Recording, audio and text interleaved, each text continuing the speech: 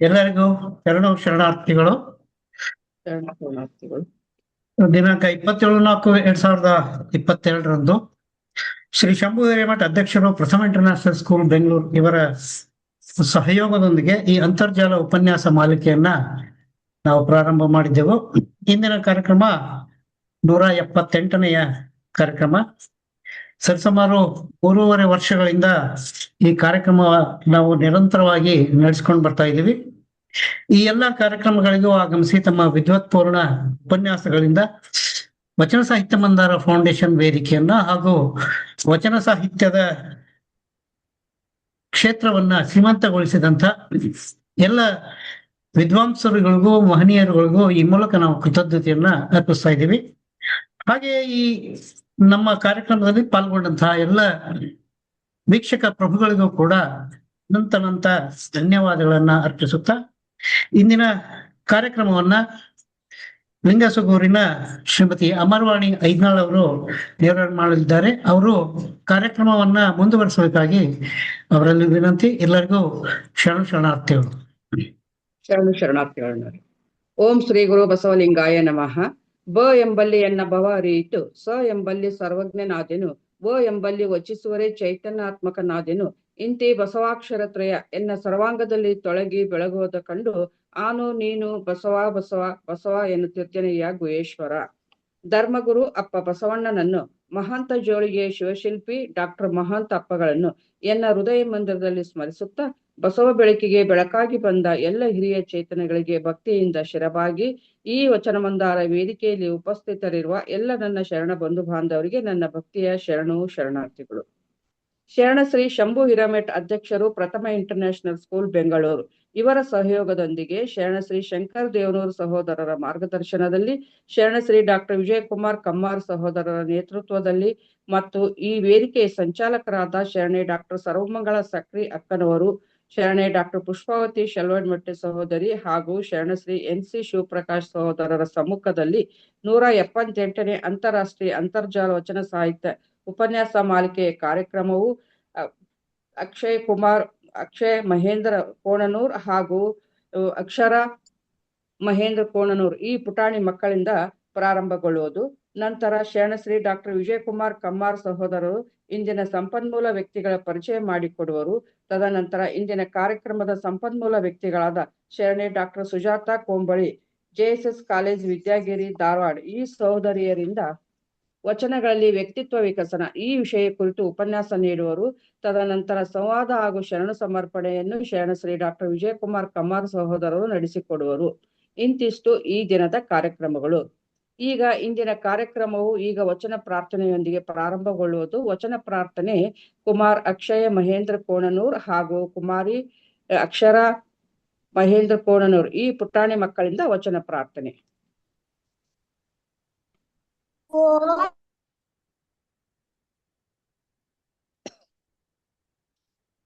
ಶ್ರೀ ಗುರು ಬಸವಲಿಂಗ ಶರಣಾರ್ಥಿಗಳು.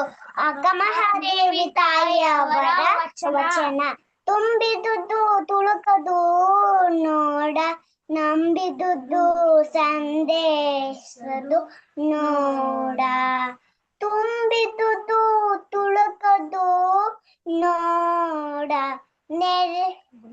ಒಲಿದುದು ಸರಿಸುದುದು ನೋಡ.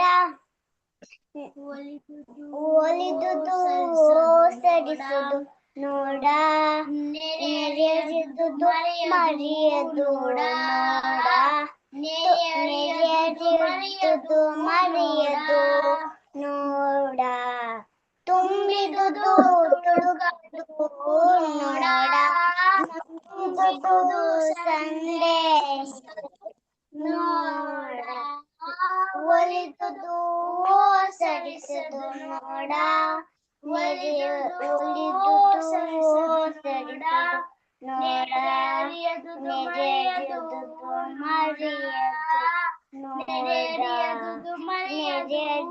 ನೋಡ. ಚನ್ನಮಲ್ಲಿಕಾರ್ಜುನ ದೇವಾಯ ನಳಿದ ಶರಣಂಗೆ ನಿಸ್ಸೀಮ ಸುಖವಯ್ಯ ತುಂಬಿದುದು ತುಳುಕದು ನೋಡ ನಂಬಿದುದು ಸಂದೇಹ ನೋಡ ಉಳಿದುದು ಸರಿಸುದು ನೋಡ ನೆರೆಯರಿಯುವುದು ಮರೆಯದು ನೋಡ ಎಲ್ಲರಿಗೂ ಭಕ್ತಿಯ ಶರಣಾರ್ಥಿ. ಕಲ್ಯಾಣ ಕೈಲಾಸವೆಂಬ ನುಡಿಯಸನ ಇತ್ತು, ಒಳಗೂ ಕಲ್ಯಾಣ ಹೊರಗೂ ಕಲ್ಯಾಣ. ಕಲ್ಯಾಣ ಕೈಲಾಸವೆಂಬ ನುಡಿಯಸನ ಇತ್ತು, ಒಳಗೂ ಕಲ್ಯಾಣ ಹೊರಗೂ ಕಲ್ಯಾಣ. ಇದರಂತೂ ಬಲ್ಲರ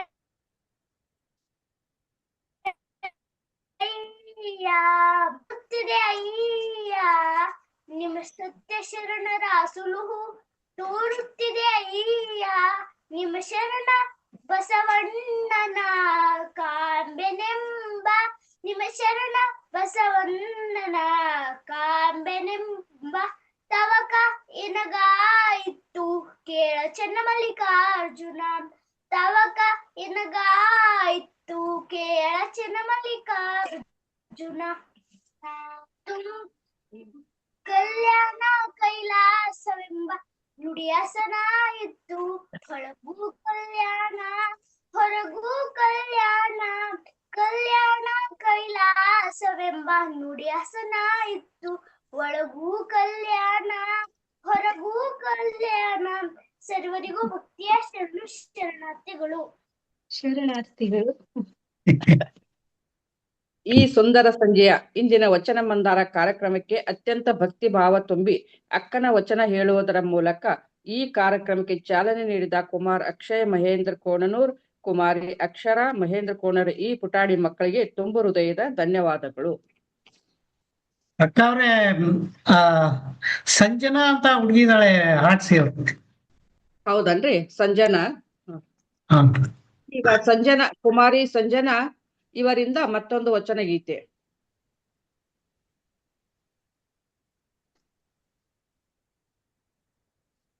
ಎಲ್ಲರಿಗೂ ಶರಣಾರ್ಥಿಗಳು. ಶರಣಾರ್ಥಿಗಳು. ಬಸವಣ್ಣನವರ ವಚನ. ಗಂಡನ ಮೇಲೆ ಸ್ನೇಹವಿಲ್ಲದ ಹೆಂಡತಿ. ರಾಗ ದೀರ್ಘ.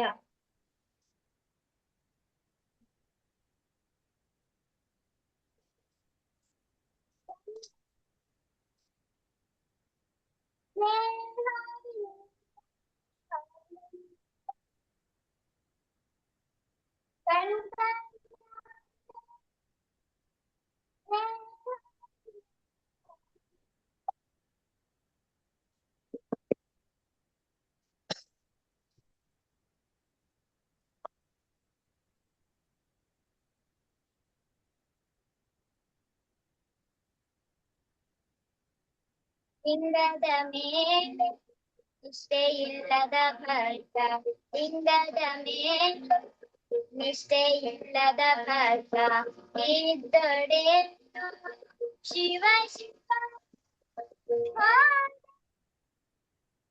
ಇದ್ದೊಡೆ ಶಿವ ಶಿವ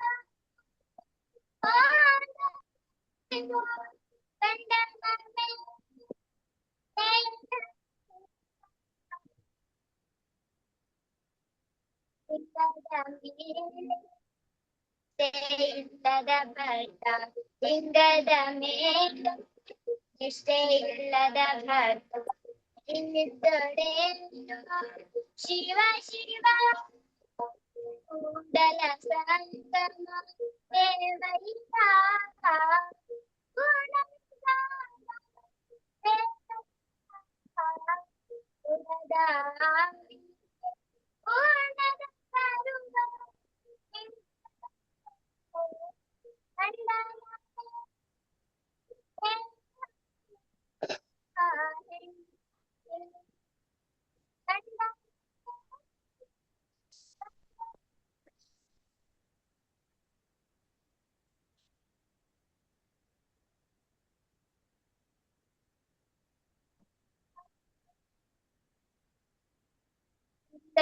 ದೇವೈಕ ನಿಷ್ಠೆಯಿಲ್ಲದ ಭಕ್ತ ತೊಡೆಯನ್ನು ಶಿವ ಶಿವ ಪಾದಗಳನ್ನು ಈ ತೊಡೆಯನ್ನು ಶಿವ ಶಿವ ಪಾದಗಳನ್ನು ಕಂಡ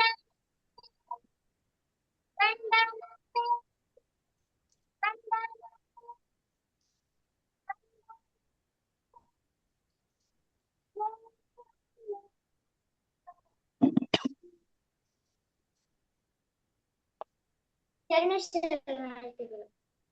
ಶರಣಾರ್ಥಿಯಮ್ಮ.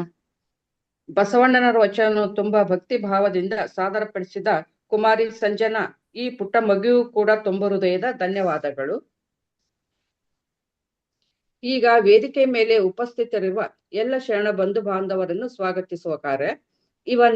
ಇವನಾರವ ಎನ್ನದಿರಿ ಬಸವಣ್ಣ ನಿಮ್ಮವನೆಂದು ಪ್ರತಿಯೊಬ್ಬರ ಮನೆ ಬಾಗಿಲಿಗೆ ಆನ್ಲೈನ್ ಕಾರ್ಯಕ್ರಮದ ಮೂಲಕ ಬಸವಾದಿ ಶಿವ ಶರಣರ ಬದುಕು ಜೀವನ ಆದರ್ಶಗಳನ್ನು ತಿಳಿಸಿ ಹೇಳುವುದರ ಮೂಲಕ ತಮ್ಮನ್ನು ತಾವು ತೊಡಗಿಸಿಕೊಂಡಿರುವ ಈ ಕಾರ್ಯಕ್ರಮದ ಸಂಯೋಜಕರಾದ ಶರಣಶ್ರೀ ಶಂಕರ್ ದೇವನೂರು ಸಹೋದರರಿಗೆ ನನ್ನ ಭಕ್ತಿಯ ಶರಣಾರ್ಥಿಗಳೊಂದಿಗೆ ಗೌರವ ಪೂರ್ವಕವಾಗಿ ಸ್ವಾಗತಿಸುತ್ತೇನೆ.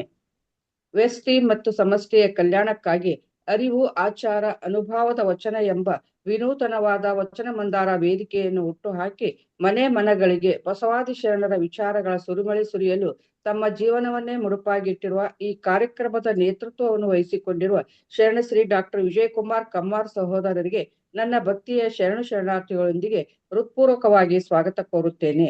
ಅಂತರಂಗ ಮತ್ತು ಬಹಿರಂಗದ ಜನಮಾನಸದ ಹೃದಯ ಭೂಮಿಯನ್ನು ಹಸನು ಮಾಡುತ್ತಾ ಬಸವ ತತ್ವದ ಬೀಜಗಳನ್ನು ಬಿತ್ತುವಲ್ಲಿ ಸಕ್ರಿಯವಾಗಿ ತಮ್ಮನ್ನು ತಾವು ತೊಡಗಿಸಿಕೊಂಡಿರುವ ಈ ವೇದಿಕೆಯ ಸಂಚಾಲಕರಾಗಿರುವ ಶರಣೆ ಡಾಕ್ಟರ್ ಸರ್ವಮಂಗಳ ಸಕ್ರಿ ಅಕ್ಕನವರಿಗೆ ಹಾಗೂ ಶರಣೆ ಡಾಕ್ಟರ್ ಪುಷ್ಪಾವತಿ ಶೆಲ್ವಾಡಿಮಠ ಸಹೋದರಿಗೆ ನನ್ನ ಭಕ್ತಿಯ ಶರಣಾರ್ಥಿಗಳೊಂದಿಗೆ ಆತ್ಮೀಯವಾಗಿ ಸ್ವಾಗತಿಸುತ್ತೇನೆ.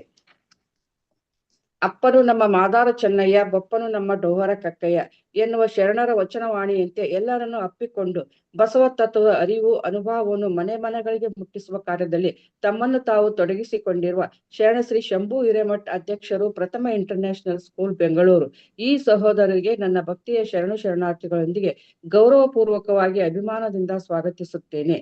ವ್ಯಕ್ತಿಯ ಅಭಿವೃದ್ಧಿ ವಿಕಸನ ಅಂದರೆ ಅರಳುವುದು. ವ್ಯಕ್ತಿಯ ಅಭಿವೃದ್ಧಿ ಪ್ರಗತಿ, ವ್ಯಕ್ತಿಯಲ್ಲಿ ಆಗುವ ಗುಣಾತ್ಮಕ ಬದಲಾವಣೆಯ ವಿಕಾಸನ. ಇದು ವಿನಯವೇ ಸದಾಶಿವನ ಒಲುಮೆ. ಈ ಜಗತ್ತು ಸತ್ಯವಾದದ್ದು, ಅದರಲ್ಲಿ ನಾವೆಲ್ಲ ಸಜ್ಜನ ಶರಣರಾಗಿ ಬದುಕಲು ಯತ್ನಿಸಬೇಕು ಅನ್ನುವ ನಿಟ್ಟಿನಲ್ಲಿ ಇಂದಿನ ಕಾರ್ಯಕ್ರಮಕ್ಕೆ ಉಪನ್ಯಾಸ ನೀಡಲು ಬಂದಿರುವ ಡಾಕ್ಟರ್ ಸುಜಾತಾ ಕೊಂಬಳಿ, ಉಪನ್ಯಾಸಕರು, JSS ಕಾಲೇಜ್ ವಿದ್ಯಾಗಿರಿ ಧಾರವಾಡ ಈ ಸಹೋದರಿಯವರಿಗೆ ನನ್ನ ಭಕ್ತಿಯ ಶರಣಾರ್ಥಿಗಳೊಂದಿಗೆ ನಲುಮೆಯ ಸ್ವಾಗತವನ್ನು ಕೋರುತ್ತೇನೆ. ಸಂಗೀತ ಎನ್ನುವುದು ಬರೀ ನಾಲಿಗೆಯ ನುಡಿಯಲ್ಲ, ಭಕ್ತಿ ಭಾವ ತುಂಬಿದ ಅಂತಃಕರಣದ ಮಹಾರೂಪ. ಈ ಒಂದು ಸುಂದರ ಸಂಜೆಯ ಕಾರ್ಯಕ್ರಮಕ್ಕೆ ಅತ್ಯಂತ ಭಕ್ತಿ ಭಾವದಿಂದ ವಚನ ಪ್ರಾರ್ಥನೆಯೊಂದಿಗೆ ಇಂದಿನ ಕಾರ್ಯಕ್ರಮಕ್ಕೆ ಚಾಲನೆ ನೀಡಿರುವ ಮುಕ್ತ ಮನಸ್ಸಿನ ಪುಟಾಣಿಗಳು ಅಕ್ಷಯ್ ಮಹೇಂದ್ರ ಕೋಣನೂರ್, ಕುಮಾರಿ ಅಕ್ಷರ ಮಹೇಂದ್ರ ಕೋಣನೂರ್ ಹಾಗೂ ಸಂಜನಾ ಈ ಮುದ್ದು ಮಕ್ಕಳಿಗೆ ನನ್ನ ಭಕ್ತಿಯ ಶರಣಾರ್ಥಿಗಳೊಂದಿಗೆ ಪ್ರೀತಿಯಿಂದ ಸ್ವಾಗತಿಸುತ್ತೇನೆ.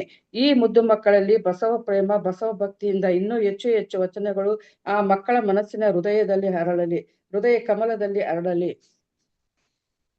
ಇಂದಿನ ಕಾರ್ಯಕ್ರಮಕ್ಕೆ ಉಪನ್ಯಾಸ ನೀಡಲು ಆಗಮಿಸಿರುವ ಅತಿಥಿಗಳ ಪರಿಚಯವನ್ನು ಸರಳ ಸಜ್ಜನಿಕೆ ಸಾಕಾರ, ಕರುಣಾಮಯಿ, ವಿಶಾಲ ದೃಷ್ಟಿ ಇಲ್ಲ ಶರಣಶ್ರೀ ಡಾಕ್ಟರ್ ವಿಜಯಕುಮಾರ್ ಕಮ್ಮಾರ್ ಸಹೋದರರಿಗೆ ನನ್ನ ಭಕ್ತಿಯ ಶರಣಾರ್ಥಿಗಳೊಂದಿಗೆ ಆರ್ಥಿಕವಾಗಿ ಸ್ವಾಗತಿಸುತ್ತೇನೆ. ಕತ್ತಲೆಯಿಂದ ಬೆಳಕಿನಡೆಗೆ, ಅಜ್ಞಾನದಿಂದ ಅರಿವಿನಡೆಗೆ ನಮ್ಮನ್ನು ಶರಣರ ವಚನಗಳ ಗಾಯನದೊಂದಿಗೆ ಶರಣರ ವಿಚಾರಧಾರೆಗಳನ್ನು ನಮಗೆ ಅರ್ಥೈಸುವುದರ ಮೂಲಕ ಈ ಕಾರ್ಯಕ್ರಮದ ಸಂಚಾಲಕರಾಗಿರುವ ಶರಣಶ್ರೀ NC ಶಿವಪ್ರಕಾಶ್ ಮಸ್ಕತ್ ಈ ಸಹೋದರರಿಗೆ ನನ್ನ ಭಕ್ತಿಯ ಶರಣಾರ್ಥಿಗಳೊಂದಿಗೆ ಆತ್ಮೀಯವಾಗಿ ಸ್ವಾಗತಿಸುತ್ತೇನೆ.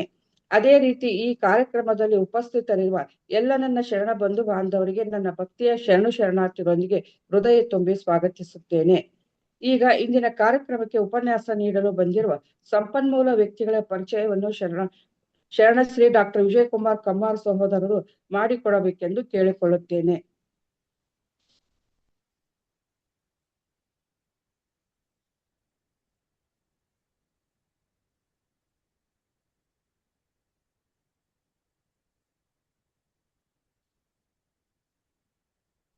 ಎಲ್ಲರಿಗೂ ಶರಣಾರ್ಥಿಗಳು. ಇಂದಿನ ಪ್ರತಿಭಾನ್ವಿತ ಸಂಪನ್ಮೂಲ ವ್ಯಕ್ತಿಗಳ ಪರಿಚಯವನ್ನ ಮಾಡಿಕೊಡೋದಕ್ಕಿಂತ ಮುಂಚೆ ಒಂದು ಶಬ್ದದ ಅರ್ಥವನ್ನ ನೋಡಿ ನಾವು ಮುಂದೆ ಹೋಗೋಣ. ನಾನು ಸಂಪನ್ಮೂಲ ವ್ಯಕ್ತಿಗಳ ಪರಿಚಯವನ್ನ ನೋಡಿದಾಗ ಒಂದು ಶಬ್ದ ದಿವ್ಯತ್ರಯರು ಅಂತಕ್ಕಂಥ ಒಂದು ಶಬ್ದ ಬರುತ್ತೆ. ಬಹಳಷ್ಟು ಜನರಿಗೆ ಈ ದಿವ್ಯತ್ರಯರು ಯಾರು ಅನ್ನೋದ ಕುತೂಹಲ ಇದೆ. ದಿವ್ಯ ಅಂತಂದ್ರೆ ಅಪಾರವಾದ ಬೆಳಕು, ಅಪಾರವಾದ ಅರಿವಿನ ಪ್ರಜ್ಞೆ ಅಂತಕ್ಕಂಥ ಅರ್ಥ ಬರುತ್ತೆ. ತ್ರಯರು ಅಂದ್ರೆ 3 ಜನ. ಹಾಗಾದ್ರೆ ಈ ಅಪಾರವಾದ ಅರಿವಿನ ಬೆಳಕನ್ನ ನೀಡಿದ 3 ಮಹನೀಯರು ಯಾರು ಅಂತಕ್ಕಂಥ ಕುತೂಹಲ ನಮ್ಮೆಲ್ಲರಲ್ಲಿ ಕಾಡುತ್ತೆ. ಆ ದಿವ್ಯತ್ರಯರು ಅಂದ್ರೆ ಶ್ರೀ ರಾಮಕೃಷ್ಣ ಪರಮಹಂಸರು, ಅವರ ಧರ್ಮಪತ್ನಿ ಶ್ರೀಮತಿ ಶಾರದಾ ದೇವಿ ಮತ್ತು ಅವರ ರಾಮಕೃಷ್ಣ ಪರಮಹಂಸರ ಶಿಷ್ಯರಾದಂತಹ ವಿವೇಕಾನಂದರು. ಇವರು ರಾಮಕೃಷ್ಣ ಆಶ್ರಮದ ಪ್ರಮುಖ ಆಧ್ಯಾತ್ಮಿಕ ದಾರ್ಶನಿಕರು ಅಂತೆ ನಮಗೆ ಪರಿಗಣಿಸಲ್ಪಡ್ತಾರೆ. ರಾಮಕೃಷ್ಣ ಪರಮಹಂಸರು ಆಧ್ಯಾತ್ಮಿಕ ಜ್ಞಾನ ಮತ್ತು ಭಕ್ತಿ ಮಾರ್ಗದ ಮಾರ್ಗದರ್ಶಕರು. ಶ್ರೀಮಾತೆ ಶಾರದಾ ದೇವಿಯವರು ಪವಿತ್ರತೆ ಮತ್ತು ಮಾತೃತ್ವದ ಸಂಕೇತವಾಗಿ ನಮಗೆ ಕಂಡು ಬರ್ತಾರೆ. ಇನ್ನ ಸ್ವಾಮಿ ವಿವೇಕಾನಂದರ ಬಗ್ಗೆ ಹೇಳ್ಬೇಕಂದ್ರೆ ಯುವಜನತೆಗೆ ಸ್ಫೂರ್ತಿ ಮತ್ತು ಜ್ಞಾನದ ಸಂಕೇತ. ಇಂಥ ದಿವ್ಯತ್ರಯರನ್ನ ಆದರ್ಶವಾಗಿ ಇಟ್ಟುಕೊಂಡು ಡಾಕ್ಟರ್ ಸುಜಾತಾ ಕೋಂಬ್ಳಿಯವರು ಅನೇಕ ಕಡೆ ಇವರ ಬಗ್ಗೆ ಉಪನ್ಯಾಸಗಳನ್ನು ಕೂಡ ಮಾಡಿದ್ದಾರೆ. ರಾಜ್ಯ ಮಟ್ಟದ ಅನೇಕ ವಿಚಾರ ಸಂಕಿರಣಗಳಲ್ಲಿ ಭಾಗವಹಿಸಿ ಉಪನ್ಯಾಸಗಳನ್ನು ಕೂಡ ನೀಡಿದ್ದಾರೆ. An outstanding and inspiring speaker on women empowerment, government education policies. Very profound ಅಂದ್ರೆ personality development and communication skill ಬಗ್ಗೆ ಇವರು ಉಪನ್ಯಾಸವನ್ನ ಮಾಡಿದ್ದಾರೆ. ಇಂಥ ಅತ್ಯಂತ ಪ್ರತಿಭಾನ್ವಿತ ಸಂಪನ್ಮೂಲ ವ್ಯಕ್ತಿಗಳಾದ ಡಾಕ್ಟರ್ ಸುಜಾತಾ ಕೋಂಬ್ಳಿಯವರು ದಿನಾಂಕ 18/9/1977 ಜನಿಸ್ತಾರೆ. ಕನ್ನಡ ವಿಷಯದಲ್ಲಿ ಪದವಿಯನ್ನ ಕರ್ನಾಟಕ ವಿಶ್ವವಿದ್ಯಾಲಯ ಧಾರವಾಡದಿಂದ ಪಡೆದಿದ್ದಾರೆ. ನನಗೆ ಅತ್ಯಂತ ಆತ್ಮೀಯರಾದಂಥ ಹಾಗೂ ನಮ್ಮ ತಂದೆಯವರ ಗೆಳೆಯರಾದಂಥ ನಮ್ಮ ತಂದೆಯವರ ಆತ್ಮೀಯ ಗೆಳೆಯರಾದಂಥ ಡಾಕ್ಟರ್ ವೀರಣ್ಣ ರಾಜೂರ್ ಅವರ ಮಾರ್ಗದರ್ಶನದಲ್ಲಿ 2009 ಮಹಿಳೆ ಮತ್ತು ವೈಚಾರಿಕತೆ ವಿಷಯವನ್ನ ಆರಿಸಿಕೊಂಡು ಮಹಾಪ್ರಬಂಧವನ್ನ ಮಂಡಿಸಿ PhD ಪದವಿಯನ್ನು ಕೂಡ ಪಡೆದಿದ್ದಾರೆ. In continuation to fulfil her hunger for study and research, doctor Sujata Kombli ಅವರು ಡಿಪ್ಲೊಮಾ ಇನ್ ಬಸವ ಅಧ್ಯಯನ, ಇವತ್ತು ಯೂನಿವರ್ಸಿಟಿನಲ್ಲಿ ಅತ್ಯಂತ ದೊಡ್ಡ ಸಮಾರಂಭ ನಡೀತಾ ಇದೆ ಬಸವ ಅಧ್ಯಯನ ಪೀಠದಲ್ಲಿ. ಡಿಪ್ಲೊಮಾ ಇನ್ ಪ್ರಾಚ್ಯ ಲೇಖನ, very different subject. Diploma in ಮಹಿಳಾ ಅಧ್ಯಯನ ಅಂತಕ್ಕಂಥ ವಿಭಿನ್ನ ವಿಷಯಗಳಲ್ಲಿ ಸರ್ಟಿಫಿಕೇಟ್ ಕೋರ್ಸ್ಗಳನ್ನು ಕೂಡ ಮಾಡಿದ್ದಾರೆ. ವೆರಿ ಇಂಟ್ರೆಸ್ಟಿಂಗ್ ಅಂದ್ರೆ ನಮ್ಮ ತಂದೆಯವರ ಗುರುಗಳಾದಂಥ ಡಾಕ್ಟರ್ MM ಕಲಬುರ್ಗಿಯವರು ಈ 3 ಸರ್ಟಿಫಿಕೇಟ್ ಕೋರ್ಸ್ ಅನ್ನ ಪ್ರಾರಂಭ ಮಾಡಿದ್ದಾರೆ ಅಂತಕ್ಕಂಥದ್ದನ್ನು ನಾವು ಗಮನಿಸ್ಬೇಕು. ನಮ್ಮ ತಂದೆಯವರ ಹಾಗೂ ಕಲಬುರ್ಗಿಯವರ ಆ ಗುರು ಶಿಷ್ಯರ ಅನುಬಂಧವನ್ನ ಇವತ್ತು ನಾವು ನೆನೆಸ್ಕೊಳ್ತಾ ಇದ್ದೀನಿ. ಅದರ ಜೊತೆಗೆ ಆಕಾಶವಾಣಿಯಿಂದ ನಡೆಸಲಾಗ್ತಕ್ಕಂಥ ವಾಣಿ ಸರ್ಟಿಫಿಕೇಟ್ ಕೋರ್ಸ್ ಅನ್ನು ಕೂಡ ಇವರು ಪೂರೈಸ್ತಾರೆ. 2004 ಪ್ರಸ್ತುತ ಧಾರವಾಡದ JSS ಕಾಲೇಜಿನಲ್ಲಿ ಉಪನ್ಯಾಸಕರಾಗಿ ಸೇವೆಯನ್ನು ಸಲ್ಲಿಸ್ತಾ ಇದ್ದಾರೆ. ಇದಿಷ್ಟು ಇವತ್ತಿನ ಉಪನ್ಯಾಸಕರ ಒಂದು ಸಂಕ್ಷಿಪ್ತ ಪರಿಚಯ. ಆ ಪರಿಚಯ ಬಹಳ ದೊಡ್ಡದಿದೆ, ಆದ್ರೆ ವೇಳೆಯ ಇತಿಮಿತಿನಲ್ಲಿ ಬಹಳ ಸಂಕ್ಷಿಪ್ತವಾಗಿ ಅವರ ಒಂದು ಪರಿಚಯವನ್ನ ನಾನು ಕೊಟ್ಟಿದ್ದೇನೆ. ಅಮರವಾಣಿ ಅಕ್ಕ ಅವರೇ, ಕಾರ್ಯಕ್ರಮವನ್ನ ತಾವು ಮುಂದುವರಿಸಬಹುದು. ಅತ್ಯಂತ ಅಚ್ಚುಕಟ್ಟಾಗಿ ಸಂಪನ್ಮೂಲ ವ್ಯಕ್ತಿಗಳ ಪರಿಚಯವನ್ನು ಮಾಡಿಕೊಟ್ಟ ಶರಣಶ್ರೀ ಡಾಕ್ಟರ್ ವಿಜಯಕುಮಾರ್ ಕಮ್ಮಾರ್ ಸಹೋದರರಿಗೆ ತುಂಬು ಹೃದಯದ ಧನ್ಯವಾದಗಳು. ಈಗ ಕಾರ್ಯಕ್ರಮದ ಮುಖಘಟ್ಟ. ಶರಣರ ವಚನಗಳು ವ್ಯಕ್ತಿತ್ವ ನಿರ್ಮಾಣದ ಇಟ್ಟಿಗೆಗಳಾಗಿದ್ದು, ಇದು ಪ್ರಸ್ತುತ ಜಗತ್ತಿಗೆ ಅನುಕರಣೀಶೀಲವೂ ಮಾದರಿಯಾಗಿಯೂ ವ್ಯಕ್ತಿತ್ವ ವಿಕಾಸನದ ಚೌಕಟ್ಟಿನಲ್ಲಿ ಕಣ್ಣಾಡಿಸಿದಾಗ ಸರಳ ಜೀವನದಲ್ಲಿನ ಕಠೋರ ಸತ್ಯಗಳು ಬೆಳಕಿಗೆ ಬರುತ್ತಿವೆ. ಇದು ಕೇವಲ ಪದಗುಚ್ಛಗಳಾಗಿರದೆ ನುಡಿದಂತೆ ನಡೆದು ನಡೆದಂತೆ ನುಡಿದ ನುಡಿಗಳ ವಚನಗಳಲ್ಲಿ ವ್ಯಕ್ತಿತ್ವ ವಿಕಸನ ಕುರಿತು ಡಾಕ್ಟರ್ ಸುಜಾತಾ ಕೋಂಬ್ಳಿ, ಉಪನ್ಯಾಸಕರು, JSS ಕಾಲೇಜು ವಿದ್ಯಾಗಿರಿ, ಧಾರವಾಡ, ಈ ಸೋದರಿಯರು ತಮ್ಮ ಅನುಭವವನ್ನು ಹಂಚಿಕೊಳ್ಳಬೇಕೆಂದು ಈ ವೇದಿಕೆಯನ್ನು ಬಿಟ್ಟುಕೊಡುತ್ತೇನೆ.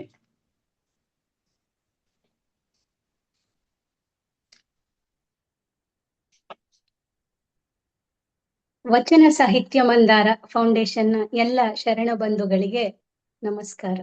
ಎನಗಿಂತ ಕಿರಿಯರಿಲ್ಲ, ಶಿವಭಕ್ತರಿಗಿಂತ ಹಿರಿಯರಿಲ್ಲ ಎಂಬ ವಿನೀತ ಭಾವದೊಂದಿಗೆ ನನ್ನ ಮಾತುಗಳನ್ನ ಆರಂಭಿಸುವ ಮೊದಲು ಈ ಫೌಂಡೇಶನ್ನ ಅಧ್ಯಕ್ಷತೆಯನ್ನು ವಹಿಸಿರುವ ಡಾಕ್ಟರ್ ಶಂಭು ಹಿರೇಮಠ್ ಸರ್ ಅವರೇ ಹಾಗೂ ಶರಣರಾದ ವಿಜಯ್ ಕುಮಾರ್ ಸರ್ ಅವರೇ ತುಂಬಾ ಆತ್ಮೀಯತೆಯಿಂದ ನನ್ನನ್ನು ಪರಿಚಯಿಸಿದ್ರಿ. ಹಾಗೂ ವಚನಗಳನ್ನ ತುಂಬಾ ತಮ್ಮ ಬಾಲ ಭಾಷೆಯಲ್ಲಿ ವ್ಯಕ್ತಪಡಿಸಿದಂತ ಅಕ್ಷಯ್, ಅಕ್ಷರ, ಸಂಜನ ಮುದ್ದು ಮಕ್ಕಳಿಗೆ ನನ್ನ ಆತ್ಮೀಯ ನಮಸ್ಕಾರಗಳು. 12ನೇ ಶತಮಾನ ಅಂತ ಅಂದಾಗ ಒಂದು ಸುವರ್ಣ ಫಲಕ ನೆನಪಾಗತ್ತೆ.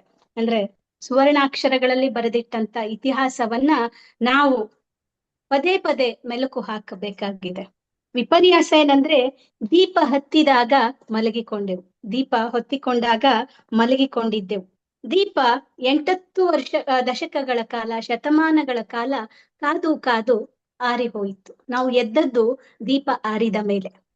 ನಿಜ, ಸಂತರು ದೀಪ ಹಚ್ಚಿಟ್ಟರು, ಬರುತ್ತಾರೆ ಜ್ಞಾನ ಪಡೆಯಲು ಪಿಪಾಸುಗಳು ಬರುತ್ತಾರೆ ಅಂತ ಕಾದ್ರು. ಆದ್ರೆ ನಾವು ಎಚ್ಚೆತ್ಕೊಳ್ಳಿಲ್ಲ, ಆ ವೈಚಾರಿಕ ಪ್ರಜ್ಞೆಯನ್ನ ನಮ್ಮದಾಗಿಸಿಕೊಳ್ಳಲಿಲ್ಲ. ಸಂತರು ನಿರ್ಗಮಿಸಿದ ಮೇಲೆ ನಾವಿರುವ ಈ ಪ್ರಸ್ತುತ ಸಮಾಜ ಇವತ್ತು ಹಲವು ಅಸಮಾನತೆಗಳಿಂದ ಕೂಡಿದೆ. ಆದರೆ ಕಾಲ ಮಿಂಚಿಲ್ಲ, ಬಸವಾದಿ ಶರಣರು ಹೊತ್ತಿಟ್ಟ ಆ ಪ್ರಣತಿ ಇನ್ನೂ ಬೆಳಗುತ್ತಿದೆ. ಅದರ ಅಡಿಯಲ್ಲಿ ಆ ಬೆಳಕನ್ನ, ಆ ಜ್ಯೋತಿಯನ್ನ ಪಸರಿಸುವ ಕೆಲಸ ವಚನ ಮಂದಾರದಂತ ಹಲವು ಸಂಸ್ಥೆಗಳು ಅವ್ಯಾಹತವಾಗಿ ನಡೆಸಿಕೊಂಡು ಹೊರಟಿವೆ. ಆ ಒಂದು ಕಾರ್ಯಕ್ಕೆ ಶ್ಲಾಘನೆಗಳನ್ನ ತಿಳಿಸಬಯಸುತ್ತೇನೆ.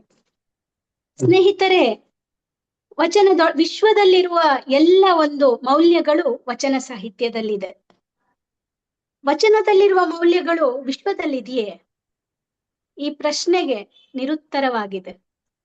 ಬಹುಶಃ ಹಲವು ಶತಮಾನಗಳವರೆಗೂ ಈ ಪ್ರಶ್ನೆಗೆ ಉತ್ತರ ಸಿಗಲಾರದು ಅಂತ ಅನ್ಸುತ್ತೆ.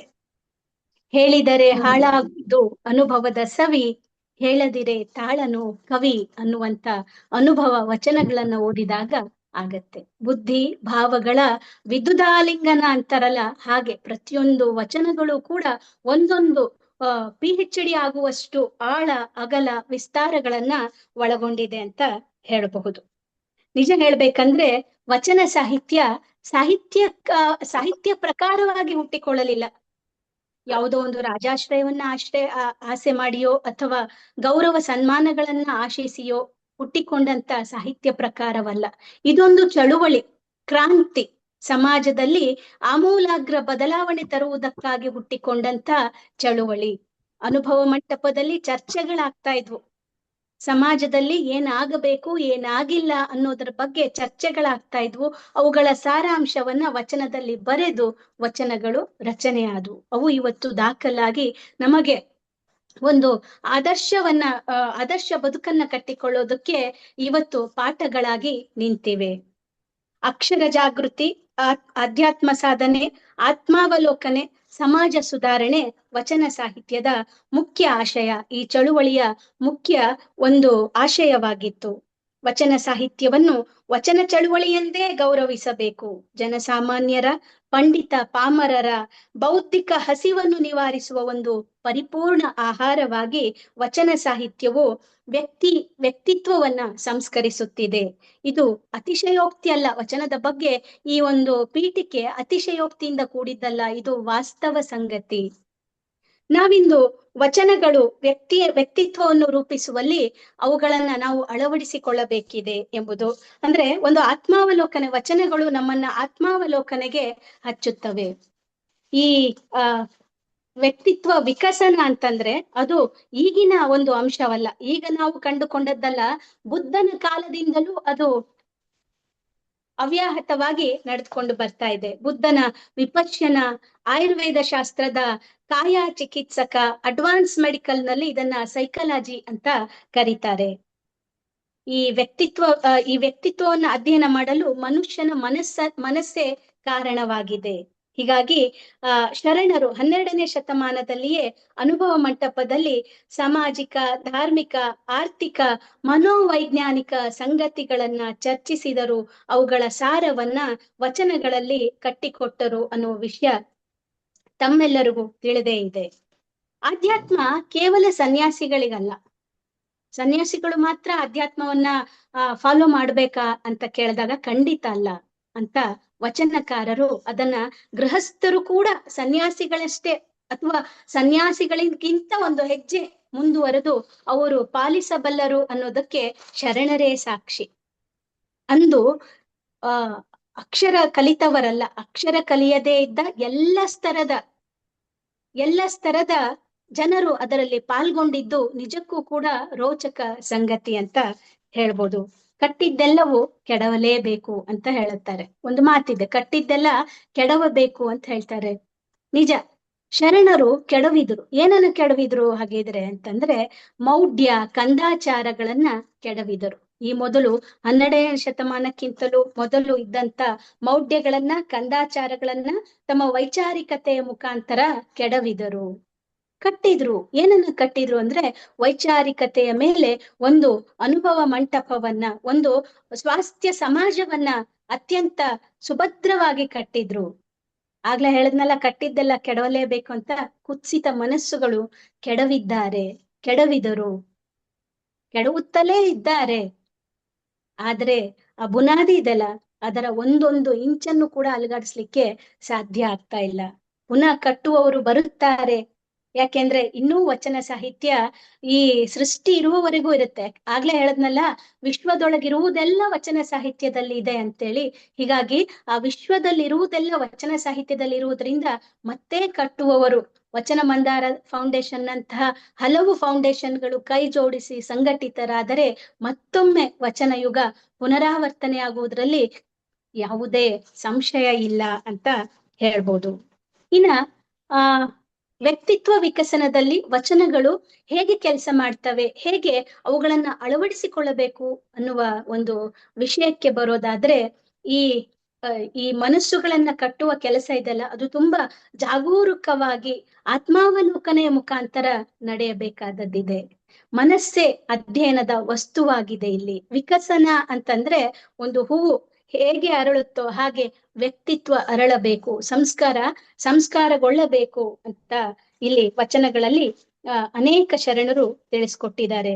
ಶರಣರು ಇಲ್ಲಿ ಅಂದ್ರೆ ಬಸವಣ್ಣನವರಾಗಿರ್ಬೋದು, ಅಲ್ಲಮ ಪ್ರಭುಗಳಾಗಿರ್ಬೋದು, ಅಕ್ಕ ಮಹಾದೇವಿ ಆಗಿರ್ಬೋದು, ಮುಕ್ತಾಯಕ್ಕ ಆಗಿರ್ಬೋದು, ಇವರೆಲ್ಲರೂ ಕೂಡ ಒಂದು ಅಡ್ವಾನ್ಸ್ಡ್ ಕಲ್ಚರ್ಡ್ ಮನೆತನದವರಾದ್ರೂ ಕೂಡ ಇವರೊಂದಿಗೆ ಅಂದ್ರೆ ತಾವೂ ಬೆಳೆದು ತಮ್ಮ ಸುತ್ತಲಿನವರನ್ನು ಬೆಳೆಸುವುದಿದೆಲ್ಲ ಅದು ಒಂದು ಆಲದ ಮರದಂತೆ ಅವರು ಹಲವರಿಗೆ ನೆರಳನ್ನ ಕೊಟ್ಟು ಹಲವರು ಬೆಳೆಯುವುದಕ್ಕೆ ಆಶ್ರಯ ನೀಡಿದ್ರಲ್ಲ. ಇಲ್ಲಿ ಒಂದು ವ್ಯಕ್ತಿತ್ವ, ಮಹಾನ್ ವ್ಯಕ್ತಿತ್ವಗಳು ಅಡಗಿದ್ದಾವೆ. ಈ ಮಹಾನ್ ವ್ಯಕ್ತಿತ್ವಗಳೆಲ್ಲ ಸೇರಿ ಕಟ್ಟಿದ ಸಮಾಜ ವಚನ ಸಮಾಜ. ಆ ವಚನ ಯುಗದಲ್ಲಿ ನಾವು ನೋಡೋದಾದ್ರೆ ಅಂದ್ರೆ ಈಗಿನ ಒಂದು ಮನೋವೈಜ್ಞಾನಿಕ ವಿಶ್ಲೇಷಣೆಯಲ್ಲಿ SWOC ಅಂತ ಕರೆಯಲಾಗುತ್ತೆ. SWOC ಅಂತಂದ್ರೆ ಅನಲೈಸಸ್. SWOC ಅನಲೈಸಸ್ ಎಂದು ಗುರುತಿಸುವ ಈ ವಿಶ್ಲೇಷಣೆ ಮನೋವೈಜ್ಞಾನಿಕ ಹಿನ್ನೆಲೆಯಲ್ಲಿ ಅಂದ್ರೆ ಇಲ್ಲಿ S stands for strength. S ಅಂದ್ರೆ strength, weakness, opportunities, challenges, SWOC. ಇದನ್ನ ಬಸವಣ್ಣನವರು, ಈ ಮನೋವೈಜ್ಞಾನಿಕ ವಿಶ್ಲೇಷಣೆಯನ್ನ ಬಸವಣ್ಣನವರು 12ನೇ ಶತಮಾನಕ್ಕಾಗ್ಲೇ ಸಾಧಿಸಿ ತೋರಿಸಿದ್ರು. ಹಲವಾರು ಬಸವಾದಿ ಪ್ರಮಥರು ಇದನ್ನ ತಮ್ಮ ಜೀವನದಲ್ಲಿ ಅಳವಡಿಸಿಕೊಂಡು ಅವುಗಳನ್ನ ದಾಖಲಿಸಿದ್ರು, ಮುಂದಿನ ಪೀಳಿಗೆಗೆ ರವಾನಿಸಿದ್ದಾರೆ. ಹಾಗಿದ್ರೆ ಸ್ಟ್ರೆಂತ್ ಏನನ್ನ ಹೇಳುತ್ತೆ? ಮನೋವೈಜ್ಞಾನಿಕ ಹಿನ್ನೆಲೆಯಲ್ಲಿ ಈ ವ್ಯಕ್ತಿತ್ವ ವಿಕಾಸನದಲ್ಲಿ ಈ ಸ್ಟ್ರೆಂತ್ ನ ಕೆಲಸ ಏನು ಅಂತಂದ್ರೆ, ಸ್ಟ್ರೆಂತ್ ಅಂದ್ರೆ ಏನು? ಬಾಡಿ ಬಿಲ್ಡಪ್ಪ ಅಲ್ಲ, ಅಥವಾ ಜಿಮ್ಗೆ ಹೋಗಿ ನಾವು ಸ್ಟ್ರೆಂತ್ ಪಡ್ಕೊಳ್ಳೋದ? ಖಂಡಿತ ಅಲ್ಲ. ಮಾನಸಿಕ ಶಕ್ತಿ.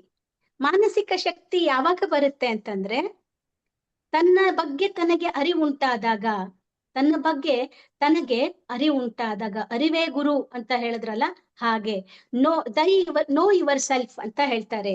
ಏನಂತಂದ್ರೆ ಇದು ಟು ನೋ ದೈ ಸೆಲ್ಫ್ ಅಂತಂದ್ರೆ ನಮ್ಮ ಬಗ್ಗೆ ನಾವು ತಿಳಿದುಕೊಳ್ಳುವುದು, ಅಂತರಂಗದ ಒಂದು ಪರಿವೀಕ್ಷಣೆ ಮಾಡುತ್ತಾ ನಮ್ಮ ಅರಿವಿನ ಒಂದು ಕ್ರಿಯೆಯಲ್ಲಿ ಮುಂದುವರಿಯುವುದು. ಜ್ಞಾನದ ಬಲದಿಂದ ಅಜ್ಞಾನದ ಕೇಡು ನೋಡಯ್ಯ, ಜ್ಯೋತಿಯ ಬಲದಿಂದ ತಮಂದದ ಕೇಡು ನೋಡಯ್ಯ, ಸತ್ಯದ ಬಲದಿಂದ ಅಸತ್ಯದ ಕೇಡು ನೋಡಯ್ಯ, ಪರುಷದ ಬಲದಿಂದ ಅವಲೋಹದ ಕೇಡು ನೋಡಯ್ಯ, ಕೂಡಲ ಸಂಗನ ಶರಣರ ಅನುಭಾವದ ಬಲದಿಂದ ಎನ್ನ ಭವದ ಕೇಡು ನೋಡಯ್ಯ ಅಂತ ಬಸವಾದಿ ಬಸವಣ್ಣನವರು ಈ ವಚನದಲ್ಲಿ ಜ್ಞಾನದ ಬಗ್ಗೆ ಇಲ್ಲಿ ಒಂದು ವಿಶ್ಲೇಷಣೆಯನ್ನ ನೀಡ್ತಾ ಇದ್ದಾರೆ. ಜ್ಞಾನವನ್ನ ಸಿದ್ಧಿಸಿಕೊಂಡು ಸ್ವಯಂ ಅರಿವು ಜಾಗೃತವಾದರೆ ಹೊರಗಿನ ಬೆಳಕು ಬೇಕಿಲ್ಲ. ಅದು ಅಂತರಂಗದ ಬೆಳಕೇ ನಮಗೆ ಒಂದು ಶಕ್ತಿಯನ್ನ ಕೊಡುತ್ತೆ. ವ್ಯಷ್ಟಿಯಿಂದ ಸಮಷ್ಟಿಯೆಡೆಗೆ ಸಾಗುವ ಪ್ರಕ್ರಿಯೆಗೆ ಅದು ನಮ್ಮನ್ನ ಕರೆದುಕೊಂಡು ಹೋಗುತ್ತೆ. ಇದು ವಿಕಾಸದ ಮೊದಲ ಹಂತ. ಅಂದ್ರೆ ಈ ಸ್ಟ್ರೆಂತ್, ಈ ಮಾನಸಿಕ ಶಕ್ತಿ ಏನಿದೆ, ವ್ಯಕ್ತಿತ್ವ ವಿಕಾಸದ ಮೊದಲ ಹಂತ. ನನ್ನನ್ನು ನಾನು ತಿಳಿದುಕೊಂಡು ನನಗೆ ನಾನು ಗುರುವಾಗಿ ಮುಂದುವರಿಯಬೇಕು. ದೇವರು ಎಲ್ಲೋ ಹುಡುಕಿದೆ ಇಲ್ಲದ ದೇವರ ಅಂತ ಹೇಳ್ತಾರಲ್ಲ ಹಾಗೆ, ಎಲ್ಲೋ ಗುಡಿ ಮಸೀದು ಚರ್ಚುಗಳಲ್ಲಿ ಹುಡುಕ್ಲಿಲ್ಲ, ಅಂತರಂಗದಲ್ಲಿ ಬೆಳಕನ್ನ ಹುಡುಕಿದ್ರು. ವಿಶ್ವದಲ್ಲಿರುವ ಚೈತನ್ಯವನ್ನ ಅಂತರಂಗಕ್ಕೆ ತಂದುಕೊಂಡರು.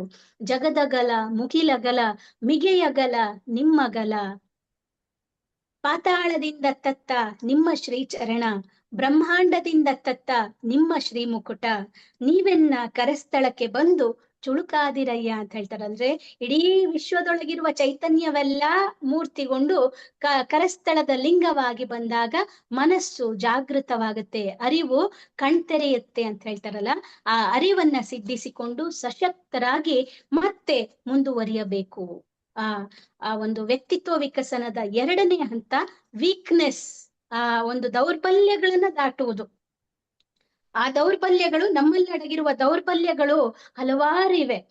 ಬಸವಣ್ಣನವರು ಆ ದೌರ್ಬಲ್ಯಗಳನ್ನ ತುಂಬಾ ಚೆನ್ನಾಗಿ ವಚನದಲ್ಲಿ ಕಟ್ಟಿಕೊಡ್ತಾರೆ. ಯಾವ ದೌರ್ಬಲ್ಯಗಳು? ತುಂಬಾ ಪ್ರಸಿದ್ಧವಾದ ವಚನ ಹೀಗಿದೆ: ಕಳಬೇಡ ಕೊಲಬೇಡ, ಹುಸಿಯ ನುಡಿಯಲೂ ಬೇಡ, ಕಳಬೇಡ ಬೇಡ, ಅನ್ಯರಿಗೆ ಪಡಬೇಡ, ಮುನಿಯಬೇಡ, ತನ್ನ ಬಣ್ಣಿಸಬೇಡ, ಇದಿರ ಹಳಿಯಬೇಡ, ಇದೇ ಅಂತರಂಗ ಶುದ್ಧಿ, ಇದೇ ಬಹಿರಂಗ ಶುದ್ಧಿ.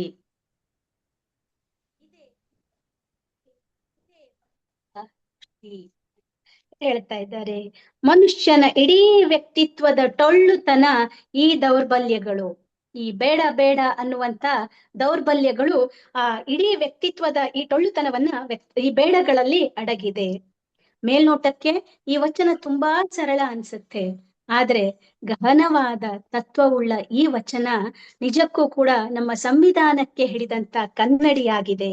ನೋಡಿ, ಇದರಲ್ಲಿ ಬಸವಣ್ಣನವರು IPS ಸೆಕ್ಷನ್ಗಳಲ್ಲಿ ಏನೇನ್ ಹೇಳಿದ್ದಾರೆ ಅವುಗಳನ್ನ ಇಲ್ಲಿ ಅಂದಿನ ಕಾಲಕ್ಕೆ ಹೇಳಲಾಗಿದೆ.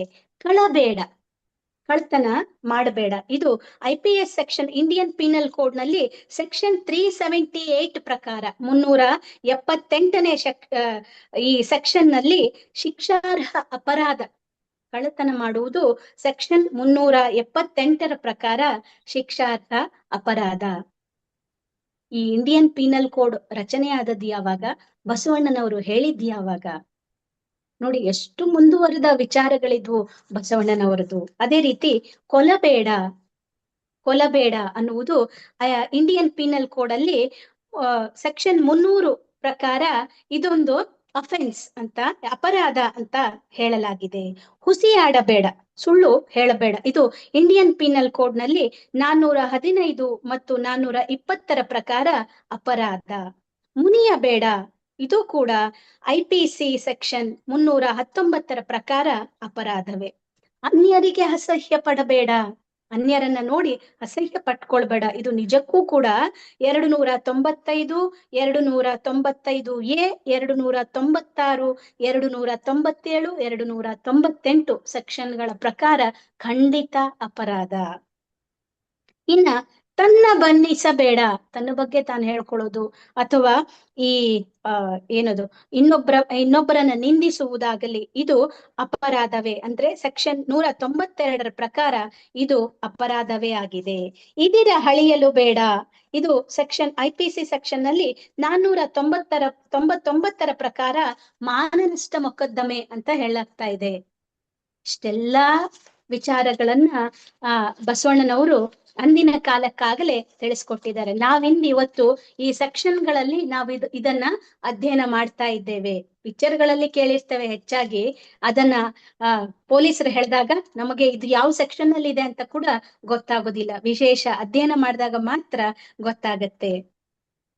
ಈ ಬೇಡಗಳನ್ನ ಎಚ್ಚರಿಕೆಯಿಂದ ದೂರ ಇರಿಸ್ಬೇಕು. ನಮ್ಮ ವ್ಯಕ್ತಿತ್ವ ಸಶಕ್ತ ಆಗ್ಬೇಕು, ಪರಿಪೂರ್ಣ ಆಗ್ಬೇಕು ಅಂದ್ರೆ ಈ ಬೇಡಗಳಿಂದ ದೂರವಿರಬೇಕು ಅಂತೇಳಿ ಬಸವಣ್ಣನವರು ಹೇಳ್ತಾರೆ.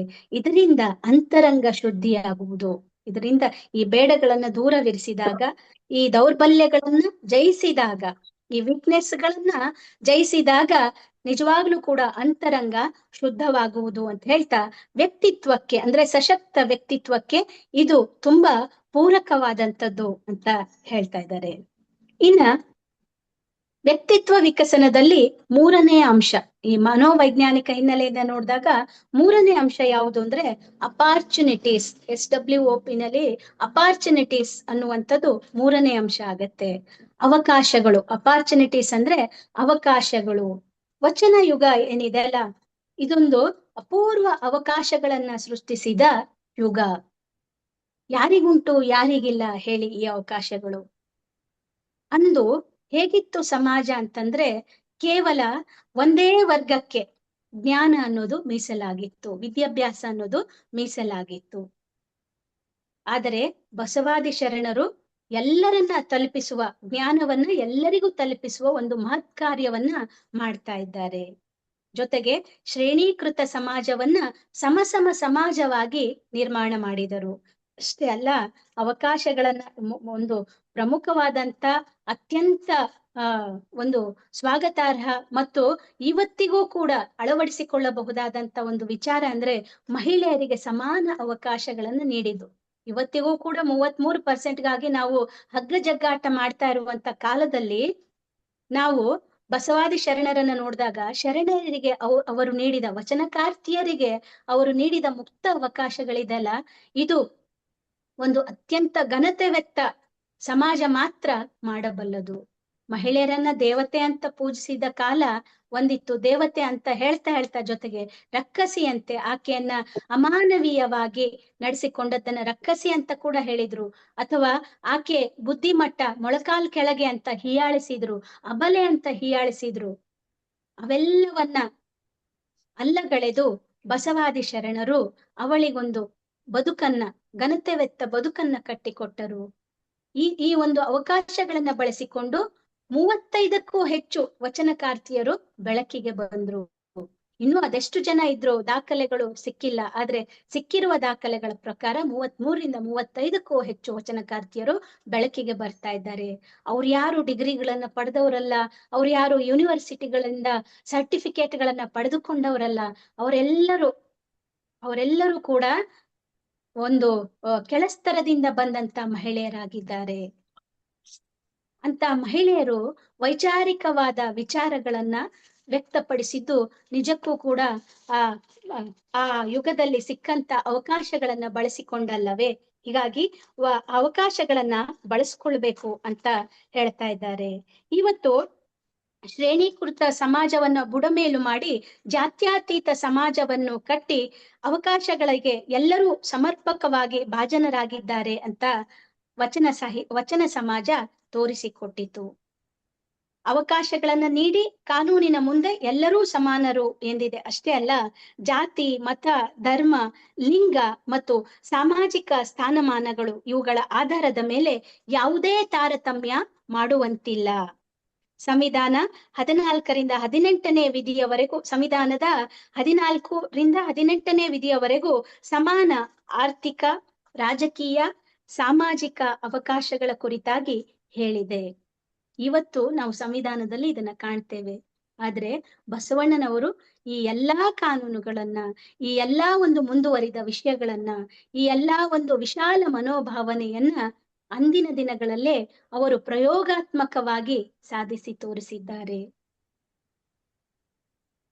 ಇಲ್ಲಿ ಅಕ್ಕನಾಗಮ್ಮ, ನೀಲಾಂಬಿಕೆ, ಗಂಗಾಂಬಿಕೆ, ಅಕ್ಕ ಮಹಾದೇವಿ ಇವರೆಲ್ಲರೂ ಎಷ್ಟು ಒಂದು ಪೂಜ್ಯನೀಯರೋ ಅಥವಾ ಎಷ್ಟು ಅವರು ಗೌರವಾರ್ಹರೋ ಅಷ್ಟೇ ಗೌರವಾರ್ಹರಾದ ಅವರು ಸತ್ಯಕ್ಕ, ಕಾಳವ್ವೆ, ಆ ರಾಯಮ್ಮ ಇವರೆಲ್ಲರೂ ಕೂಡ ಅಷ್ಟೇ ಗೌರವಕ್ಕೆ ಅರ್ಹರಾಗಿದ್ದಾರಂದ್ರೆ ಬಸವಾದಿ ಶರಣರು ಕಲ್ಪಿಸಿದ ಅವಕಾಶಗಳನ್ನ ಅವರು ಸದುಪಯೋಗ ಪಡಿಸ್ಕೊಂಡ್ರು. ಕೊಟ್ಟಂತ ಸ್ವಾತಂತ್ರ್ಯವನ್ನ ಹುಸಿಗೊಳಿಸ್ಲಿಲ್ಲ. ಅಕ್ಕ ಅಕ್ಕ ಹೇಳ್ತಾಳೆ ಒಂದ್ ಕಡೆ, ತಾನು ಮನೆ ಬಿಟ್ಟು ಬರುವಾಗ ಹೇಳ್ತಾಳೆ, ಇದು ಎಲ್ಲ ಮಹಿಳೆಯರು ಒಂದು ಮಹಿಳೆಯರ ಒಂದು ಜೀವನಕ್ಕೆ ಆದರ್ಶಪ್ರಾಯವಾದಂತ ಮಾತು. ಆಕೆ ಉಡುತಡಿಯಿಂದ ಬರುವಾಗ ಎಲ್ಲರೂ ಸೇರಿರ್ತಾರೆ, ತಂದೆ ತಾಯಿಗಳು ಕಣ್ಣೀರ್ ಹಾಕ್ತಾ ಇರ್ತಾರೆ. ಆಗ ಅಕ್ಕ ಹೇಳ್ತಾಳೆ, ಅಮ್ಮ ಕಣ್ಣೀರ್ ಹಾಕ್ಬೇಡ, ನಿನ್ನ ಮುಡಿಗೆ ಹೂವಲ್ಲದೆ ಹುಲ್ಲತಾರೆ ಅಂತ ಹೇಳ್ತಾರೆ. ಆ ರೀತಿ ಆಕೆ ಒಬ್ಬೊಂಟಿಯಾಗಿ ಬರಬೇಕು ಅಂತಂದ್ರೆ ಅಷ್ಟೊಂದು ನಿರ್ಭಯತೆ ಆಕೆಗೆ ಉಂಟಾಗಬೇಕಾದ್ರೆ ಅದು ಆಕೆಯಲ್ಲಿರುವಂತ ಆತ್ಮಶಕ್ತಿ, ಆಕೆ ಪಡ್ಕೊಂಡಂತ ಒಂದು ಆತ್ಮಗೌರವ ಮತ್ತು ತಂದೆ ತಾಯಿಗಳು ನೀಡಿದಂತ ಅವಕಾಶವನ್ನ ಆಕೆ ದುರ್ವಿನಿಯೋಗ ಪಡಿಸ್ಕೊಳ್ಳಿಲ್ಲ, ಸದುಪಯೋಗ ಪಡಿಸ್ಕೊಂಡ್ಲು. ಕೊಟ್ಟಂತ ಅವಕಾಶಗಳನ್ನ ಬಳಸಿಕೊಂಡು ವ್ಯಕ್ತಿತ್ವವನ್ನ ವಿಕಸನ ಮಾಡಿಕೊಳ್ಳುವುದಿದೆಲ್ಲ ಅದಕ್ಕೆ ಅತ್ಯುತ್ತಮ ಉದಾಹರಣೆಗಳೆಂದರೆ ವಚನಕಾರರೇ. ಇಲ್ಲಿಂದ ಮುಂದುವರೆದಾಗ ಈ ವ್ಯಕ್ತಿತ್ವ ವಿಕಸನದಲ್ಲಿ ಚಾಲೆಂಜಸ್, ನಾಲ್ಕನೇ ಒಂದು ಅಂಶ, ವ್ಯಕ್ತಿತ್ವ ವಿಕಸನಕ್ಕೆ ಪೂರಕವಾದಂತ ಒಂದು ಅಂಶ ಅಂದ್ರೆ ಚಾಲೆಂಜಸ್ ಅಂತ ಹೇಳ್ತಾರೆ. ಸವಾಲುಗಳು, ಸವಾಲುಗಳನ್ನ ಎದುರಿಸುವುದು ಹೇಗೆ? ಸವಾಲುಗಳು ಬಹುಶಃ ವ್ಯಕ್ತಿತ್ವದಲ್ಲಿ ಬಹು ಕಠಿಣವಾದಂತ ಪದ ಇದು, ಬಹು ಕಠಿಣವಾದಂತ ಸಂದರ್ಭ ಅಂತ ಹೇಳ್ಬೋದು. ಪ್ರಸ್ತುತ ದಿನಮಾನಗಳಲ್ಲಂತೂ ಸವಾಲುಗಳನ್ನ ಎದುರಿಸಲಾಗದೆ ಕೇವಲ 10ನೇ ತರಗತಿ ಫಲಿತಾಂಶ ಬಂದಾಗ ಅಥವಾ PUC ಫಲಿತಾಂಶ ಬಂದಾಗ ಒಂದು ವಾರದಿಂದ ಮಕ್ಕಳನ್ನ ಕಾಯಬೇಕು. ಎಲ್ಲಿ ಅವರು ಆತ್ಮಹತ್ಯೆ ಮಾಡ್ಕೊಳ್ತಾರೋ, ಎಲ್ಲಿ ಕೆರೆ ಬಾವಿಗಳನ್ನ ನೋಡ್ಕೊಳ್ತಾರೋ, ಎಲ್ಲಿ ಫ್ಯಾನಿಗೆ ನೇಣ ಹಾಕೊಳ್ತಾರೋ ಅನ್ನುವ ಭಯ. ನೀವು ರಾಜ್ಕೋಟ್ ಅಂತ ಊರುಗಳಲ್ಲಿ NIIT ಅಥವಾ ಈ IIITಗಳಿಗೆ ಕೋಚಿಂಗ್ ಕಳಿಸಿದಾಗ ಎಲ್ಲ ಕೋಚಿಂಗ್ ಸೆಂಟರ್ಗಳಲ್ಲಿ ಫ್ಯಾನ್ಗಳನ್ನ ತೆಗೆದ್ಬಿಟ್ರಂತೆ. ಆ ಒತ್ತಡ ತಾಳಲಾರದೆ ಮಕ್ಕಳು ಒತ್ತಡವನ್ನ ತಾಳಲಾರದೆ ನೇಣು ಹಾಕೊಳ್ತಾ ಇದ್ರು.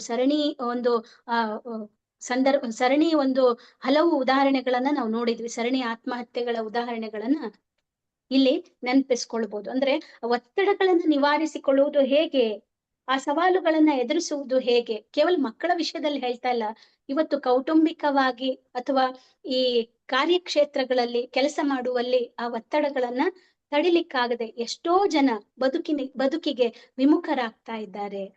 ಈ ಸವಾಲುಗಳನ್ನ ಹೇಗೆ ಎದುರಿಸ್ಬೇಕು, ಸಮಾಜವನ್ನ ಹೇಗೆ ಎದುರಿಸಬೇಕು ಅನ್ನುವ ಸವಾಲು ಕುರಿತಾದ ವಿಷಯಗಳನ್ನ ವಚನಗಳಲ್ಲಿ ತುಂಬಾ ಚೆನ್ನಾಗಿ ವಿಶ್ಲೇಷಣೆ ಮಾಡಿದ್ದಾರೆ. ಎಲ್ಲ ಒಂದು ಪ್ರಶ್ನೆಗಳಿಗೆ ವಚನಗಳ ಮುಖಾಂತರ ಉತ್ತರ ನೀಡಿದ್ದಾರೆ. ಒಂದೇ ಒಂದು ವಚನ ಇವತ್ತು ನಾನು ಹೇಳ್ತೀನಿ ಸಮಯದ ಅಭಾವದಿಂದ. ಬೆಟ್ಟದ ಮೇಲೊಂದು ಮನೆಯ ಮಾಡಿ, ಅಕ್ಕನ ಬಹು ಪ್ರಸಿದ್ಧ ವಚನ. ಬೆಟ್ಟದ ಮೇಲೊಂದು ಮನೆಯ ಮಾಡಿ, ಮೃಗಗಳಿಗೆ ಅಂಜಿದೊಡೆ ಎಂತಯ್ಯ. ಸಮುದ್ರದ ತಡಿಯಲೊಂದು ಮನೆಯ ಮಾಡಿ, ನೆರೆ ತೊರೆಗಳಿಗೆ ಅಂಜಿದೊಡೆ ಎಂತಯ್ಯ. ಪ್ರಶ್ನೆ ಕೇಳ್ತಾಳೆ, ಬೆಟ್ಟದ ಮೇಲೆ ಮನೆಯ ಮಾಡಿ ಮೃಗಗಳಿದಾವೆ ಅಂತ ಅಂಜಿಕೆ ಪಟ್ರೆ, ಹೆದರಿದರೆ ಹೇಗೆ? ಸಮುದ್ರದ ತಡಿಯಲೊಂದು ಮನೆಯ ಮಾಡಿ ನೆರೆತರೆಗಳಿಗೆ ಅಂಜಿದೊಡೆ ಎಂತಯ್ಯ. ಸಂತೆಯೊಳಗೊಂದು ಮನೆಯ ಮಾಡಿ ಶಬ್ದಕ್ಕೆ ನಾಚಿದೊಡೆ ಎಂತಯ್ಯ. ಈ ಲೋಕದೊಳಗೆ ಹುಟ್ಟಿ ಬಂದ ಬಳಿಕ ಸ್ತುತಿ ನಿಂದೆಗಳು ಬಂದರೆ ಮನದಲ್ಲಿ ಕೋಪಗೊಳ್ಳದೆ ಸಮಾಧಾನಿಯಾಗಿರಬೇಕು ಅಂತ ಹೇಳ್ತಾಳೆ. ಇದು ಅಕ್ಕ ಹೇಳುವ ಅತ್ಯಂತ ಈ ವ್ಯಕ್ತಿತ್ವ ವಿಕಸನಕ್ಕೆ ತುಂಬಾ ಪೂರಕವಾದಂತ ವಚನ ಆಗಿದೆ. ಇದು ಕೇವಲ ಮಹಿಳೆಯರಿಗೆ ಹೇಳಿಲ್ಲ, ಕೇವಲ ಪುರುಷರಿಗೆ ಹೇಳಿಲ್ಲ, ಇಡೀ ಸಮಾಜಕ್ಕೆ, ಇಡೀ ಒಂದು ಸಮಾಜಕ್ಕೆ ಆಕೆ ಕೊಟ್ಟಂತ ಒಂದು ಆದರ್ಶ. ನೋಡಿ, ನಿರೀಕ್ಷೆಗಳು, ನಾವು ಹುಟ್ಟಿ ಬಂದಿದ್ದೀವಿ ಅಂದ ಮೇಲೆ ಈಸಬೇಕು, ಇದ್ದು ಜಯಿಸಬೇಕು ಎನ್ನುವ ದಾಸವಾಣಿಯಂತೆ ಅವ್ರು ಹೇಳ್ತಾರೆ, ಈ ಲೋಕದೊಳಗೆ ಹುಟ್ಟಿ ಬಂದಿದೀವಿ ಅಂದ್ಮೇಲೆ ಸಮಾಧಾನಿಯಾಗಿರ್ಬೇಕು. ಸ್ತುತಿ ನಿಂದೆಗಳಿಗೆ ಸ್ತುತಿಗಳು ಬರ್ತಾ ಇದಾವೆ. ಹೊಗಳಿದವರನ್ನ ಬೈದವರೆಂಬೆ ಅಂತ ಹೇಳ್ತಾರಲ್ಲ, ಹೊಗಳಿದವರನ್ನ ಕ್ಷಮಿಸಿ ಹೊನ್ನ ಶೂಲಕ್ಕಿಕ್ಕಿದರೆಂಬೆ ಅಂತ ಹೇಳ್ತಾರೆ. ಬೈದವರನ್ನ ಬಂಧುಗಳು, ಎಂತ ಒಂದು ವಿಚಾರ ಇರ್ಬೇಕಿದು. ಇವತ್ತು ದುಡ್ಡು ಕೊಟ್ಟು ಹೊಗಳಿಸಿಕೊಳ್ಳುವ ಒಂದು ಕಾಲಮಾನದಲ್ಲಿ ಇರುವಾಗ ಈ ವಚನ ಇದೆಲ್ಲ ನಮ್ಮನ್ನ ಅಣಕಿಸುತ್ತೆ. ಹೊಗಳಿದವರನ್ನ ಹೊನ್ನ ಶೂಲಕ್ಕಿಕ್ಕಿದರೆಂಬೆ ಅಂತ ಹೇಳ್ತಾರೆ. ಅಂದ್ರೆ ಎಂತ ಆತ್ಮಾವಲೋಕನೆ ಆಗಿರ್ಬೇಕು ಇದು. ಎಂತ ವ್ಯಕ್ತಿತ್ವಗಳನ್ನ ರೂಪಿಸುವ ಕೆಲಸ ಬಸವಾದಿ ಶರಣರು ಮಾಡಿದರು. ಅಕ್ಕ ಕೂಡ ಈ ವಚನದಲ್ಲಿ ಅದನ್ನೇ ಹೇಳಿದ್ದಾಳೆ. ಈ ಲೋಕದಲ್ಲಿ ಹುಟ್ಟಿ ಬಂದ ಬಳಿಕ ಸಮಾಧಾನಿಯಾಗಿರಬೇಕು. ಇವತ್ತು ಡಿಪ್ರೆಷನ್, ಇವತ್ತು ಗಲ್ಲಿಗಳಲ್ಲಿ ಇವತ್ತು ದೇವಸ್ಥಾನಗಳು ಎಷ್ಟಿದಾವೋ ಅಷ್ಟೇ, ದೇವಸ್ಥಾನಗಳಿಗಿಂತ ಹೆಚ್ಚು ಇವತ್ತು ಸೈಕಿಯಾಟ್ರಿಕ್ ಸೆಂಟರ್ಗಳು ಇದ್ದಾವೆ. ಹೀಗಾಗಿ ಸವಾಲುಗಳೊಂದಿಗೆ ಬದುಕನ್ನು ಕಟ್ಟಿಕೊಳ್ಳುವುದು ಹೇಗೆ ಅನ್ನುವುದನ್ನ ನಾವಿವತ್ತು ಯಾವ ಸೈಕಿಯಾಟಿಸ್ಟ್ ಕಡೆ ಹೋಗ್ಬೇಕಾಗಿಲ್ಲ. ವಚನಗಳನ್ನ ಓದಿ ಮನನ ಮಾಡಿದರೆ ಸಾಕು, ಯಾವುದೇ ಒತ್ತಡವನ್ನ ನಾವು ನಿವಾರಿಸಬಹುದು. ಹೀಗೆ ಶಕ್ತಿ, ದೌರ್ಬಲ್ಯ, ಅವಕಾಶ, ಸವಾಲುಗಳಿಂದ ವ್ಯಕ್ತಿತ್ವವನ್ನು ಶರಣರು ಈ ಎಲ್ಲ ವಚನಗಳ ಮುಖಾಂತರ ಅವರು ಒಂದು ಅರ್ಥಪೂರ್ಣ ವ್ಯಕ್ತಿತ್ವವನ್ನ ರೂಪಿಸುವಲ್ಲಿ ವಚನಗಳು ಸಹಾಯಕಾರಿಯಾಗಿವೆ. ಅಷ್ಟೇ ಅಲ್ಲ, ನಾವು ಆರಂಭದಿಂದಲೂ ಕಲಿಯುತ್ತಾ ಬಂದಿದ್ದೇವೆ ಧರ್ಮ, ಅರ್ಥ, ಕಾಮ, ಮೋಕ್ಷ, ಈ ಪುರುಷಾರ್ಥಗಳು. ಈ ಪುರುಷಾರ್ಥಗಳಿಗೆ ಒಂದು ನಿರ್ವಚನ ನೀಡಿದ್ರು. ದಯೆ ಅಂತ ಕರಿತೀವಿ ನಾವು. ದಯೆ ಅಂದ್ರೆ ಏನು ಅನ್ನೋದಕ್ಕೆ ಬಸವಾದಿ ಶರಣರು ಒಂದು ಹೊಸ ನಿರ್ವಚನವನ್ನ, ಒಂದು ಹೊಸ ಮುನ್ನುಡಿಯನ್ನೇ ಕೊಟ್ರು ಧರ್ಮಕ್ಕೆ. ಯಾವುದು ಅಂತಂದ್ರೆ, ದಯವಿಲ್ಲದ ಧರ್ಮ ಅದಾವುದಯ್ಯ. ಧರ್ಮ ಅಂತಂದ್ರೆ ನಾವು ವಿಭೂತಿ ಹಚ್ಚಿಯೋ ನಾಮ ಬಳಿದುಕೊಂಡು ಗುಡಿ ಮಂದಿರ ಮಸೀದುಗಳಲ್ಲಿ ಆಚರಿಸುವಂತದ್ದಲ್ಲ. ದಯೆ ಮುಖ್ಯ, ದಯವೇ ಮುಖ್ಯ. ಹಸಿದ ಹೊಟ್ಟೆಗಳಿಗೆ ಅನ್ನ ನೀಡಿ ನಂತರ ಧರ್ಮ ಬೋಧಿಸಿ ಅಂತ ಹೇಳ್ತಾರೆ ಸ್ವಾಮಿ ವಿವೇಕಾನಂದರು. ಆ ದಯೆ ತೋರಿಸುವುದಿಲ್ಲ, ಸರ್ವ ಜೀವ ದಯಾಪರತೆ ಅಂತ ಹೇಳ್ತಾರೆ. ಸರ್ವ ಜೀವಿಗಳಿಗೆ ಸರ್ವೇ ಜನ ಸುಖಿನೋ ಭವಂತು ಅಂತ ಆವತ್ತು ಹೇಳಿದ್ರೆ 12ನೇ ಶತಮಾನಕ್ಕೆ ಹೇಳಿದ್ರು. ಸಕಲ ಜೀವಿಗಳಿಗೆ ಹಿತವನ್ನು ಬಯಸುವುದೇ ಧರ್ಮ ಅಂತ ತೋರಿಸಿಕೊಟ್ಟರು. ಸಕಲ ಜೀವಾತ್ಮರಿಗೆ ಲೇಸ ಬಯಸುವುದೇ ನಿಜವಾದ ಧರ್ಮ ಅಂತ ಧರ್ಮಕ್ಕೊಂದು ವ್ಯಾಖ್ಯಾನ ನೀಡ್ತಾ ಇದ್ದಾರೆ. ದಯವೇ ಬೇಕು ಸಕಲ ಪ್ರಾಣಿಗಳಲ್ಲಿ, ಎಲ್ಲ ಪ್ರಾಣಿಗಳಲ್ಲೂ ಕೂಡ. ಮನುಷ್ಯರಿಗೆ ಮಾತ್ರವಲ್ಲ, ಮಹಿಳೆಯರಿಗೆ ಮಾತ್ರವಲ್ಲ, ಪುರುಷರಿಗೆ ಮಾತ್ರವಲ್ಲ, ಈ ಜಗತ್ತಿನ ಚರಾಚರಗಳಲ್ಲಿ ದಯೆ ಇರಬೇಕು ಅಂತ ಹೇಳಿದ್ರು. ದಯವೇ ಧರ್ಮದ ಮೂಲ ಎಂದು ಈ ಹೊಸ ಭಾಷ್ಯವನ್ನ ಧರ್ಮಕ್ಕೆ ಕೊಡ್ತಾ ಇದ್ದಾರೆ. ಅಷ್ಟೇ ಅಲ್ಲದೆ ಈ ಅರ್ಥ ಅಂತ ಹೇಳ್ತೀವಿ ನಾವು. ಅರ್ಥ ಅಂದ್ರೆ ಸಂಪತ್ತನ್ನ ಹೇಗೆ ಗಳಿಸ್ಬೇಕು, ಅದನ್ನ ಹೇಗೆ ದಾನ ಮಾಡ್ಬೇಕು ಅನ್ನೋದನ್ನ ಕೂಡ ಹೇಳ್ತಾರೆ. ಸಂಪತ್ತನ್ನ ಹೇಗೆ ಗಳಿಸಬೇಕು ನಿಮ್ಗೆಲ್ಲ ಗೊತ್ತೇ ಇದೆ. ಒಂದು ಪ್ರಸಿದ್ಧ ವಚನ ಆಯ್ದಕ್ಕಿ ಲಕ್ಕಮ್ಮಂದು, ಈ ಸಕ್ಕಿ ಆಸೆ ನಿಮಗೇಕೆ, ಆಸೆ ಎಂಬುದು ಅರಸಿಂಗಲ್ಲದೆ ಶಿವಭಕ್ತರಿಗೆ ಉಂಟೆ ಅಯ್ಯ ಅಂತ ಕೇಳ್ತಾಳೆ. ಆಸೆ ಅನ್ನೋದು ಅರಸನಿಗೆ ಇರ್ಬೇಕು. ಅರಸ ಕೇಳ್ತಾನೆ, ಅರಸ ನನ್ನ ರಾಜ್ಯ ವಿಸ್ತರಣೆ ಆಗ್ಲಿ, ನನ್ನ ಖಜಾನೆ ಹೆಚ್ಚುತ್ತಾ ಇರ್ಲಿ. ಅಕ್ಬರ್ ಒಮ್ಮೆ ಪ್ರಾರ್ಥನೆ ಮಾಡ್ತಾ ಇದ್ನಂತೆ. ಅಕ್ಬರ್ ಒಮ್ಮೆ ನಮಾಜ್ ಮಾಡ್ತಾ ಇರ್ತಾನೆ. ಒಬ್ಬ ಫಕೀರ ಬೇಡೋದಕ್ಕೆ ಬರ್ತಾನೆ. ಇವನು ಆ ನಮಾಜ್ ಅಲ್ಲಿ ನನ್ನ ರಾಜ್ಯ ವಿಸ್ತಾರವಾಗ್ಲಿ, ನನ್ನ ಕೋಶ ಭರ್ತಿ ಆಗ್ಲಿ ಅಂತೆಲ್ಲ ಬೇಡಿಕೆಗಳನ್ನ ಇಡ್ತಾ ಇದ್ದ. ನೋಡ್ದ ಫಕೀರ, ನೋಡಿ ಸ್ವಲ್ಪ ಹೊತ್ತು ನೋಡಿ ಆಮೇಲೆ ಅವನ ನಮಾಜ್ ಮುಗಿಯೋಕ್ಕಿಂತ ಮುಂಚೆನೆ ಹೊರಟು ಹೋಗ್ತಾನೆ. ಅಕ್ಬರನಿಗೆ ವಿಷಯ ಗೊತ್ತಾಗುತ್ತೆ. ಕರೆಸ್ತಾರ ಫಕೀರನ್ ಮತ್ತೆ. ಯಾಕೆ ಹೋದೆ ನೀನು ಅಂತ ಕೇಳಿದಾಗ, ನೀನೇ ದೊಡ್ಡ ಫಕೀರ, ನಿನ್ನತ್ರ ನಾನೇನ್ ಕೇಳಲಿ ಅಂತಂದಾಗ ಅಕ್ಬರ್ ಕೋಪ ಬರುತ್ತೆ. ಹೇಗೆ ನನ್ನ ಫಕೀರ ಅಂದಿ ಅಂತ ಅಂದಾಗ, ಮತ್ತೆ ನೀನ್ ಬೇಡ್ತಾ ಇದೀಯ, ನೀನು ಆ ದಯಾಮಯ ದೇವರಲ್ಲಿ ಏನು ಬೇಡ್ಬೇಕು, ಶಾಶ್ವತವಾದದನ್ನ ಬೇಡ್ಬೇಕು, ನೀನು ಈ ಕ್ಷಣಿಕವಾದದನ್ನ ಬೇಡ್ತಾ ಇದೀಯಲ್ಲ ಅಂತ ಕೇಳಿದಾಗ, ನಿಜವಾಗ್ಲು ಒಂದು ಕೈಯಲ್ಲಿರುವ ಭಿಕ್ಷಾ ಪಾತ್ರೆ, ಬೆಗ್ಗಿಂಗ್ ಬೌಲ್ ಇನ್ ಹ್ಯಾಂಡ್, ಅದನ್ನ ತುಂಬಿಸ್ಬೋದು. ಅದರ ಮನಸ್ಸಲ್ಲಿರುವ ಭಿಕ್ಷಾ ಪಾತ್ರೆಯನ್ನ ತುಂಬಿಸ್ಲಿಕ್ಕೆ ಸಾಧ್ಯವೇ ಇಲ್ಲ. ಅದಕ್ಕೆ ಎಷ್ಟು ಭಿಕ್ಷೆ ಹಾಕಿದ್ರು ಅದು ತುಂಬೋದಿಲ್ಲ. ಇನ್ನೂ ಬೇಕು, ಮತ್ತೂ ಬೇಕು, ಇನ್ನೂ ಬೇಕು ಅನ್ನತ್ತೆ ಹೊರತು ಅದು ತುಂಬೋದಿಲ್ಲ. ಆ ಮನಸ್ಸಿನ ಭಿಕ್ಷಾ ಪಾತ್ರೆಯನ್ನ ಒಡೆದು ಹಾಕ್ಬೇಕು, ತೃಪ್ತಿ ಅನ್ನೋದು ಬೇಕು. ಅದಕ್ಕೆ ಆಕೆ ಹೇಳ್ತಾಳೆ, ಈ ಸಕ್ಕಿ ಆಸೆ ನಿಮಗೇಕೆ ಅಂತ. ಆಕೆ ಅಂದ್ರೆ ಈ ಲಂಚ ಲಂಚಕ್ಕೆ ಒಂದು ವಿಶೇಷವಾದ ಅರ್ಥ ಅಂದ್ರೆ ಇವತ್ತು ಆಸೆಯಿಂದಲೇ ಲಂಚ ವಂಚನೆಗಳು ಶುರುವಾಗಿದೆ ಅನ್ನೋದನ್ನ ಈ ವಚನ ಸೂಕ್ತವಾಗಿ ನಮಗೆ ತಿಳಿಸ್ಕೊಡ್ತಾ ಇದೆ. ಹೇಗೆ ಗಳಿಸಬೇಕು, ಗಳಿಸಿದ್ದನ್ನ ಹೇಗೆ ದಾನ ಮಾಡಬೇಕು, ಸತ್ಪಾತ್ರರಿಗೆ ದಾನ ಮಾಡಬೇಕು, ಯಾರಿಗೆ ನಿಜವಾಗ್ಲೂ ಅವಶ್ಯಕತೆ ಇದೆಯೋ ಅವರಿಗೆ ದಾನ ಮಾಡಬೇಕು ಅಂತ ಹೇಳಲಾಗ್ತಾ ಇದೆ. ನಾಯಿಯ ಹಾಲು ನಾಯಿಂಗಲ್ಲದೆ ಪಂಚಾಮೃತಕ್ಕೆ ಸಲ್ಲದಯ್ಯ ಅಂತ ಹೇಳ್ತಾರಲ್ಲ, ನಿಜವಾಗ್ಲೂ ಕೂಡ ಅದನ್ನ ಸತ್ಪಾತ್ರರಿಗೆ ದಾನ ಮಾಡಬೇಕು, ಗಳಿಸಿದ ಅರ್ಥವನ್ನ ಸತ್ಪಾತ್ರರಿಗೆ ದಾನ ಮಾಡಬೇಕು ಅನ್ನೋದು ವಚನಗಳಿಂದ ನಾವು ತಿಳಿದುಕೊಳ್ಳಬೇಕಾಗಿದೆ.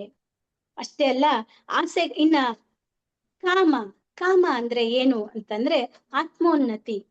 ಕಾಮ ಅಂತಂದ್ರೆ ಬಯಕೆಗಳು ಎಲ್ಲಿ ಕೊನೆಗೊಳ್ತಾವೋ ಅದು ಮುಂದಿನ ಒಂದು ದಾರಿಗೆ ಕರೆದುಕೊಂಡು ಹೋಗ್ತವೆ. ಈ ಆಸೆಗಳನ್ನ ಜಯಿಸಬೇಕು. ಈ ಕಾಮವನ್ನ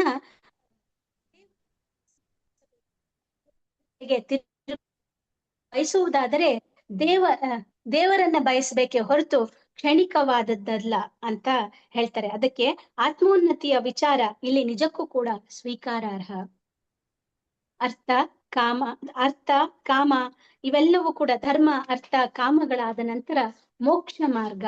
ಹಾಗಿದ್ರೆ ಮೋಕ್ಷ ಮಾರ್ಗಕ್ಕೆ ಈ ವಚನಗಳು ಹೇಳುವಂತ ಒಂದು ವಿಶೇಷ ದಾರಿ ಯಾವುದು ಅಂದ್ರೆ ಆಸೆಗಳಿಂದ ಮುಕ್ತರಾಗುವುದು. ಆಸೆಗಳಿಂದ ಮುಕ್ತರಾದಾಗ ಅಲ್ಲಿ ಮನಸ್ಸು ಶಾಂತಗೊಳ್ಳುತ್ತೆ, ಸಾಯುಜ್ಯಕ್ಕೆ ಎಳೆಸುತ್ತೆ ಅಂತ ಹೇಳ್ತಾ ಈ ಮೂಲಕ ವ್ಯಕ್ತಿತ್ವವನ್ನ ನಿರ್ಮಾಣ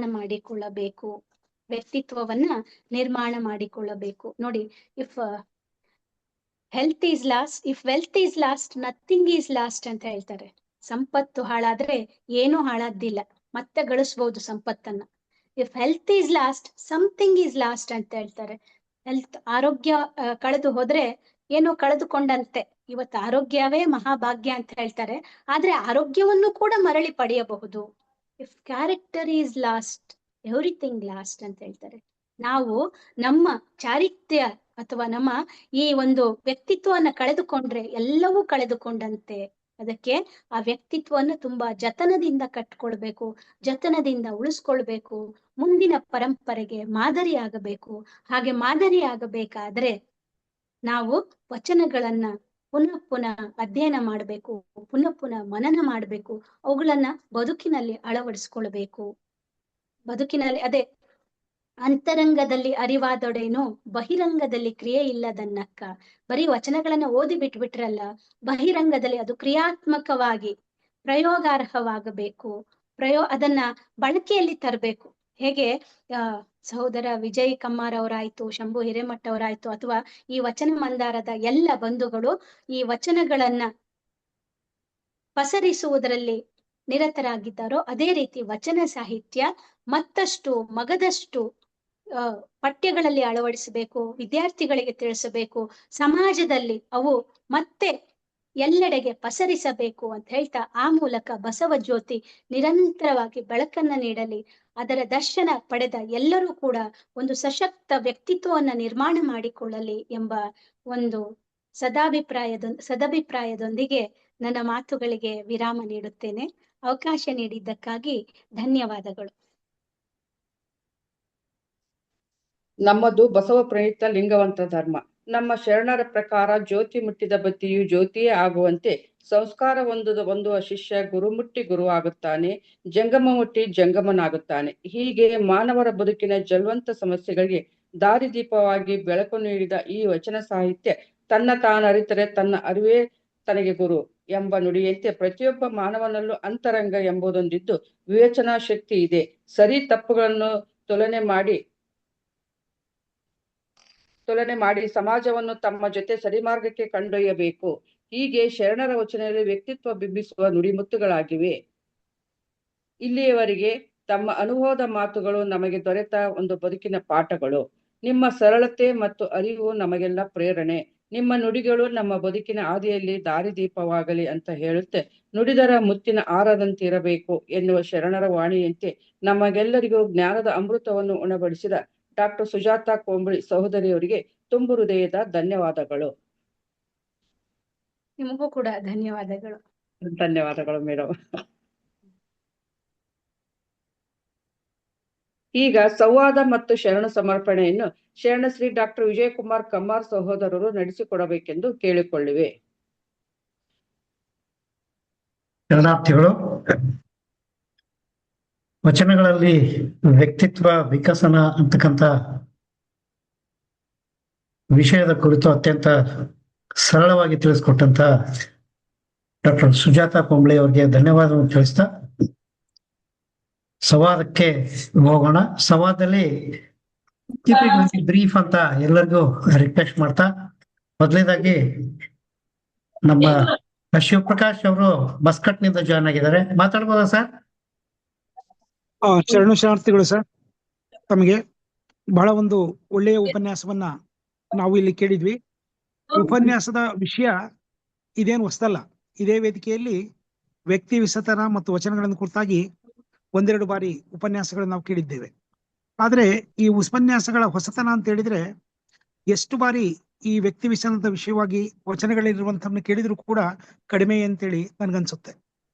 ಇದಕ್ಕೆ ಕಾರಣ ನೋಡಿ, ನಮ್ಮಲ್ಲಿ ಒಂದು ಅಭಿಪ್ರಾಯ ಇದ್ದಿರಬಹುದು, ಆದ್ರೆ ಬಸವಣ್ಣವರು ಮಾಡಿದಂತಹ ಈ ಕ್ರಾಂತಿ ಏನಿತ್ತಲ್ಲ, ಅಥವಾ ಈ ಚಳುವಳಿ ರಾತ್ರೋರಾತ್ರಿ ಆದಂತಹ ಚಳುವಳಿ ಅಲ್ಲ. ಮಹಾರಾಷ್ಟ್ರದ ಮಂಗಳವೇಡಿಯಲ್ಲಿ ಸುಮಾರು 12 ವರ್ಷಗಳ ಕಾಲ ಬಹಳ ಆಳವಾಗಿ ಸಮಾಜದ ಬಗ್ಗೆ ಬಸವಣ್ಣನವರು ಅಧ್ಯಯನ ಮಾಡ್ತಾರೆ. ಎಲ್ಲವೂ ಆಗಕ್ಕಿಂತ ಮೊದಲು ಬಸವಣ್ಣ ಸಮಾಜದ ವಿಜ್ಞಾನಿಯಾಗಿದ್ರು ಅನ್ನೋದನ್ನ ಅರ್ಥ ಮಾಡ್ಕೊಳ್ಬೇಕು. ಅಂದಿನ ಸಮಾಜದ ತೊಂದರೆಗಳಿಗೆ ಅಥವಾ ಅನಾಹುತಗಳಿಗೆ, ಮೂಢನಂಬಿಕೆಗಳಿಗೆ ಕಾರಣ ಏನಿದ್ದೀತು ಅನ್ನುವಂಥವನ್ನ ಬಹಳ ಆಳವಾಗಿ ಅಭ್ಯಸಿಸಿದಂತಹ ಬಸವಣ್ಣನವರು ಕಲ್ಯಾಣವನ್ನ ತಮ್ಮ ಪ್ರಯೋಗಶಾಲಿಯಾಗಿ ಕಮ್ಮಟವನ್ನಾಗಿ ಮಾಡ್ಕೊಳ್ತಾರೆ. ಹಾಗಾಗಿ ಸಮಾಜವನ್ನ ಎತ್ತರಕ್ಕೆ ತೆಗೆದುಕೊಂಡು ಹೋಗ್ಬೇಕು, ಸಮಾಜದ ಉದ್ಧಾರಕ್ಕೆ ಮೊದಲಾಗಬೇಕು ಅನ್ನುವಲ್ಲಿ ಅವರಿಗೆ ಮೊಟ್ಟ ಮೊದಲು ಬಂದಂತ ಚಿಂತನೆ ಅಂದ್ರೆ ವ್ಯಕ್ತಿ ವಿಸತನ. ಇದನ್ನೇ ನಾವು ವ್ಯಷ್ಟಿಯ ಉತ್ತಮಿಕೆ ಅಂತ ಹೇಳ್ತೀವಿ. ಒಬ್ಬ ವ್ಯಕ್ತಿಯನ್ನ ಶ್ರೇಷ್ಠನಾಗಿಸುವುದು, ಅದಕ್ಕೆ ಭಕ್ತಿಯ ಹಾದಿಯನ್ನು ಹಿಡಿತಾರೆ, ಸನ್ನಡತೆಯ ಬೋಧನೆಯನ್ನು ಮಾಡ್ತಾರೆ, ಮತ್ತೆ ತಾವು ಆಡಿದ್ದನ್ನ, ತಾವು ನುಡಿದಿದ್ದನ್ನ ನಡೆದು ತೋರಿಸ್ತಾರೆ. ಹಾಗಾಗಿ ಬಸವೇಶ್ವರರು ಕೇವಲ ತಮ್ಮ ಮಾತುಗಳಿಂದ ಅಥವಾ ವಚನಗಳಿಂದಷ್ಟೇ ಜನಮಾನಸವನ್ನ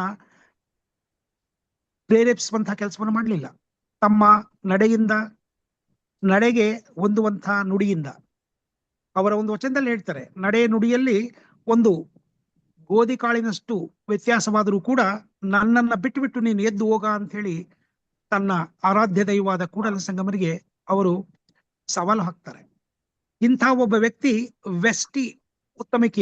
ವ್ಯಷ್ಟಿಯನ್ನ ಉದ್ಧರಿಸುವ ಕಡೆ ಬಹಳಷ್ಟು ಗಮನ ಕೊಡ್ತಾರೆ. ಹಾಗಾಗಿ ವಚನ ಸಾಹಿತ್ಯವನ್ನ ನಾವು ಎಷ್ಟು ಅಭ್ಯಾಸ ಮಾಡಿದ್ರು ಕೂಡ ಇದು ಏನು ಭಕ್ತಿ ಮಾರ್ಗದ ಒಂದು ಪಂಥವೋ ಅಥವಾ ವ್ಯಕ್ತಿ ವಿಕಸನದ ಪಂಥವೋ, ಸಮಷ್ಟಿ ವಿಕಸನದ ಪಂಥವೋ, ಅಥವಾ ಸಮಾನ ಸಮಾಜತೆಯನ್ನ ಕಟ್ಟುವ ಎಡೆಗೆ ನಡೆದಂತಹ ಪಂಥವೋ ಅನ್ನುವಂಥದ್ದು ಬಹಳ ಸ್ಪಷ್ಟವಾಗೋದಿಲ್ಲ. ಯಾಕೆಂದ್ರೆ ಅಂದು ಬಸವಾದಿ ಶರಣರು ಕೆಲಸ ಮಾಡಿದಂಥದ್ದು ದಿಗ್ದಶೆಗಳಲ್ಲಿ ಅವರು ಕೆಲಸ ಮಾಡ್ತಾರೆ. ಯಾವುದೇ ಒಂದು ದೆಸೆಯನ್ನ ಹಿಡಿದು ಬಸವಣ್ಣನವರು ಕೆಲಸ ಮಾಡಲಿಲ್ಲ, ಬಸವಾದಿ ಶರಣರು ಕೆಲಸ ಮಾಡಲಿಲ್ಲ. ಇಂದು ಉಪನ್ಯಾಸಕರು ಹೇಳಿದ ಹಾಗೆ ಭಾರತೀಯ ಸಂವಿಧಾನದ ಎಲ್ಲ ಕಲಮುಗಳನ್ನ ಬಸವಾದಿ ಶರಣರು ತಟ್ಟಿದ್ದಾರೆ. ಸಂವಿಧಾನದ ಎಲ್ಲ ಹೊಳವುಗಳನ್ನ ಬಸವಾದಿ ಶರಣರು ತಮ್ಮ ವಚನಗಳಲ್ಲಿ ಹೊಳೆಸಿದ್ದಾರೆ, ಮೆರೆಸಿದ್ದಾರೆ. ಹಾಗಾಗಿ ಈ ವ್ಯಕ್ತಿ ವ್ಯಸನ ಅನ್ನುವಂಥದ್ದು ತನ್ನಷ್ಟಕ್ಕೆ ತಾನೇ ಬಹಳ ದೊಡ್ಡವಾದಂಥ ವಿಷಯ.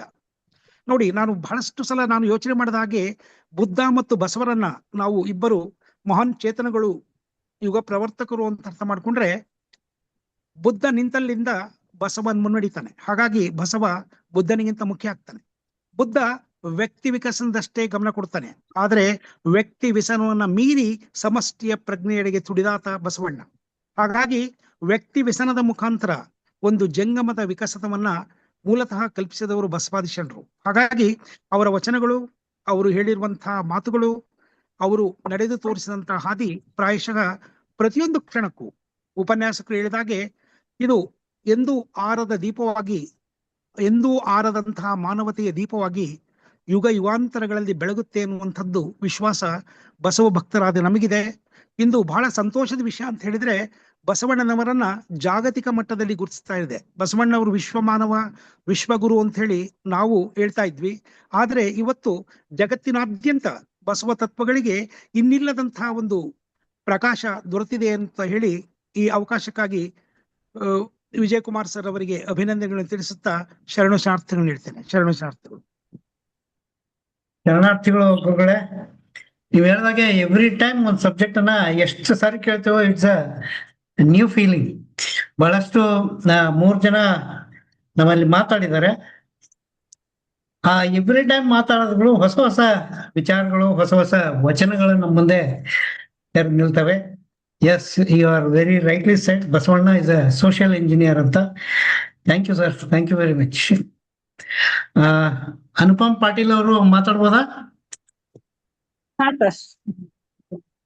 ನಮಸ್ಕಾರ ಸುಜಾತಾ ಮೇಡಮ್ ಅವರಿಗೆ. ನಮಸ್ಕಾರ ಮೇಡಮ್. ನಾವು ಒಂದು ಸಮಾರಂಭದಲ್ಲಿ ಭೇಟಿಯಾಗಿದ್ವಿ. ಮೇಡಮ್ ಅವಕಾಶ ಮಾಡಿಕೊಟ್ಟಿದ್ ನನಗೆ ತಮ್ಮೆಲ್ಲರ ಜೊತೆಗೆ ಅನುಸಂಧಾನ ಮಾಡೋದಕ್ಕೆ.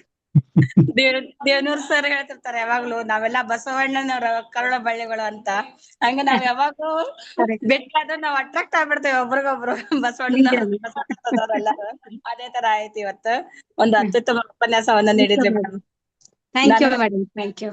ನನಗನ್ಸಿದ ಮಟ್ಟಿಗೆ ಒಂದು ಎಲ್ಲಾ ಶರಣರ ಎಲ್ಲಾ ವಚನಗಳು ಒಂದು ವ್ಯಕ್ತಿತ್ವ ವಿಕಸನಕ್ಕೆ ಮಾಡುವಂತ ವಚನಗಳಷ್ಟೆಲ್ಲ ಒಂದೊಂದು ಸಾಲ ಅದ್ರೊಳಗಿಂದ ಒಂದೊಂದು ಶಬ್ದ ಕೂಡ ಒಂದು ವ್ಯಕ್ತಿತ್ವ ವಿಕಸನಕ್ಕೆ ಒಂದು ಹೇಳ್ತವೆ ಅಂತ ನಾನ್ ಅನ್ಕೊಂತಿರ್ತೀನಿ. ಒಂದು ತುಂಬಾ ಚೆನ್ನಾಗಿ ಹೇಳಿದ್ರಿ. ಧನ್ಯವಾದಗಳು madam. Thank you madam, thank you. ನಮ್ಮ ಕಾರ್ಯಕ್ರಮಕ್ಕೆ ಡಾಕ್ಟರ್ ಶಿವರಾಜ ಕೊಂಬ್ಳೆ ಅವ್ರನ್ನ ಪರಿಚಯ ಮಾಡಿದ್ದೆ ಅನುಪಮ್ ಪಾಟೀಲ್ ಅವರು. ಅವ್ರಿಗೂ ಕೂಡ ಧನ್ಯವಾದವನ್ನು ಹೇಳ್ತಾ, ಡಾಕ್ಟರ್ ಶರವಡಿ ಮಠ ಅವರು ಮಾತಾಡ್ಬೋದಾ? ಶರಣಾರ್ಥಿಗಳು ಸರ್. ಮೇಡಮ್ ಅವ್ರಿಗೆ ಶರಣಾರ್ಥಿಗಳು. ಮೇಡಮ್ ಅವ್ರಿಗೆ ನಮಸ್ಕಾರ. ಮೇಡಮ್ ತುಂಬಾ ಚೆನ್ನಾಗಿ ಮಾತಾಡಿದ್ರಿ.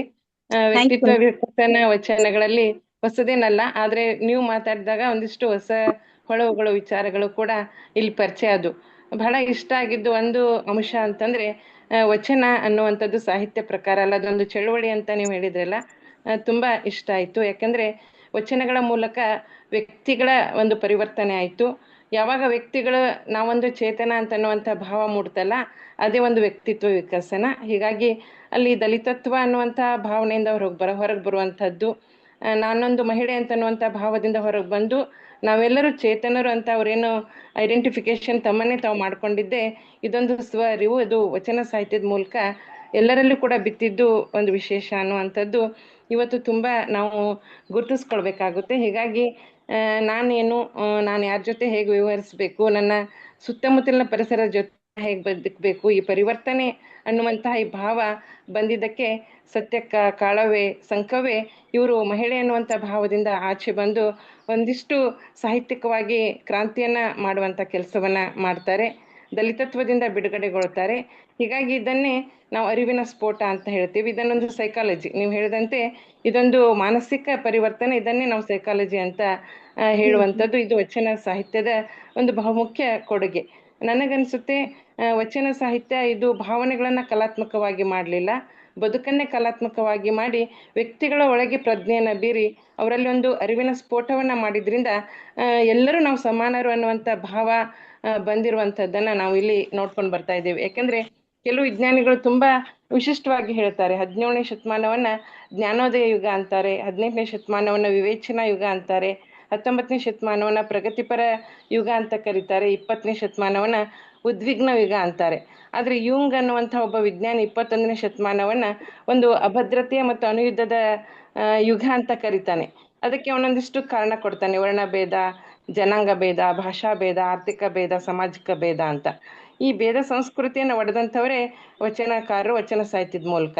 ಇವನಾರವ ಅನ್ನುವಂಥ ಸಂಸ್ಕೃತಿಯಿಂದ ಇವನಮ್ಮವ ಅನ್ನುವಂಥ ಸಂಸ್ಕೃತಿಯನ್ನ ಹುಟ್ಟು ಹಾಕಿದ್ದೆ ಇದೊಂದು ದೊಡ್ಡ ವ್ಯಕ್ತಿತ್ವದ ವಿಕಾಸ ಅಂತನ್ನುವಂಥದ್ದನ್ನ ನಾವಿಲ್ಲಿ ನೋಡ್ಬೇಕಾಗುತ್ತೆ. ನೋಡ್ರಿ, ಈ ಭೇದ ಸಂಸ್ಕೃತಿಯಿಂದ ಎಷ್ಟು ಅನಾಹುತಗಳಾಗ್ತವೆ ಅಂತಂದ್ರೆ ಅದು ಮನುಷ್ಯನ ಸುಖ ಕಸ್ಕೊಳ್ಳುತ್ತೆ, ಮನುಷ್ಯನ ನೆಮ್ಮದಿ ಕಸ್ಕೊಳ್ತಾ ಇದೆ, ಮನುಷ್ಯನ ಸ್ನೇಹವನ್ನ ಒಡೆದು ಹಾಕ್ತಾ ಇದೆ, ಮನುಷ್ಯನ ವಿವೇಕವನ್ನ ಕಸ್ಕೊಳ್ತಾ ಇದೆ.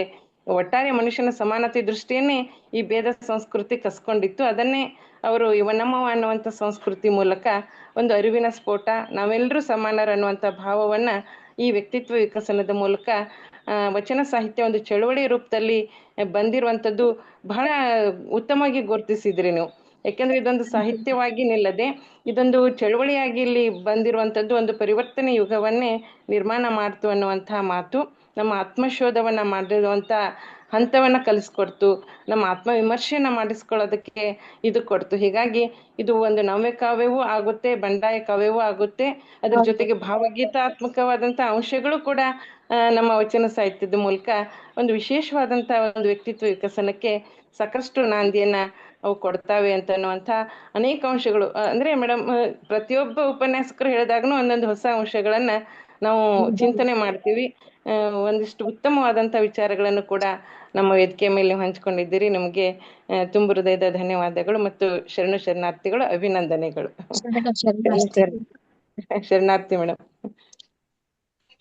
ಎಸ್, ಪರಿವರ್ತನಾ ಯುಗ 12ನೇ ಶತಮಾನ.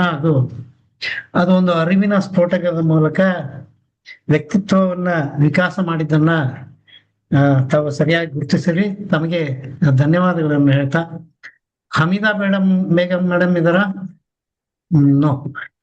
Okay, Guruprasad Kucchangi sir. ಶರಣಾರ್ಥಿಗಳು ಸರ್. ಓಂ ಶ್ರೀ ಗುರು ಬಸವಲಿಂಗಾಯ ನಮಃ.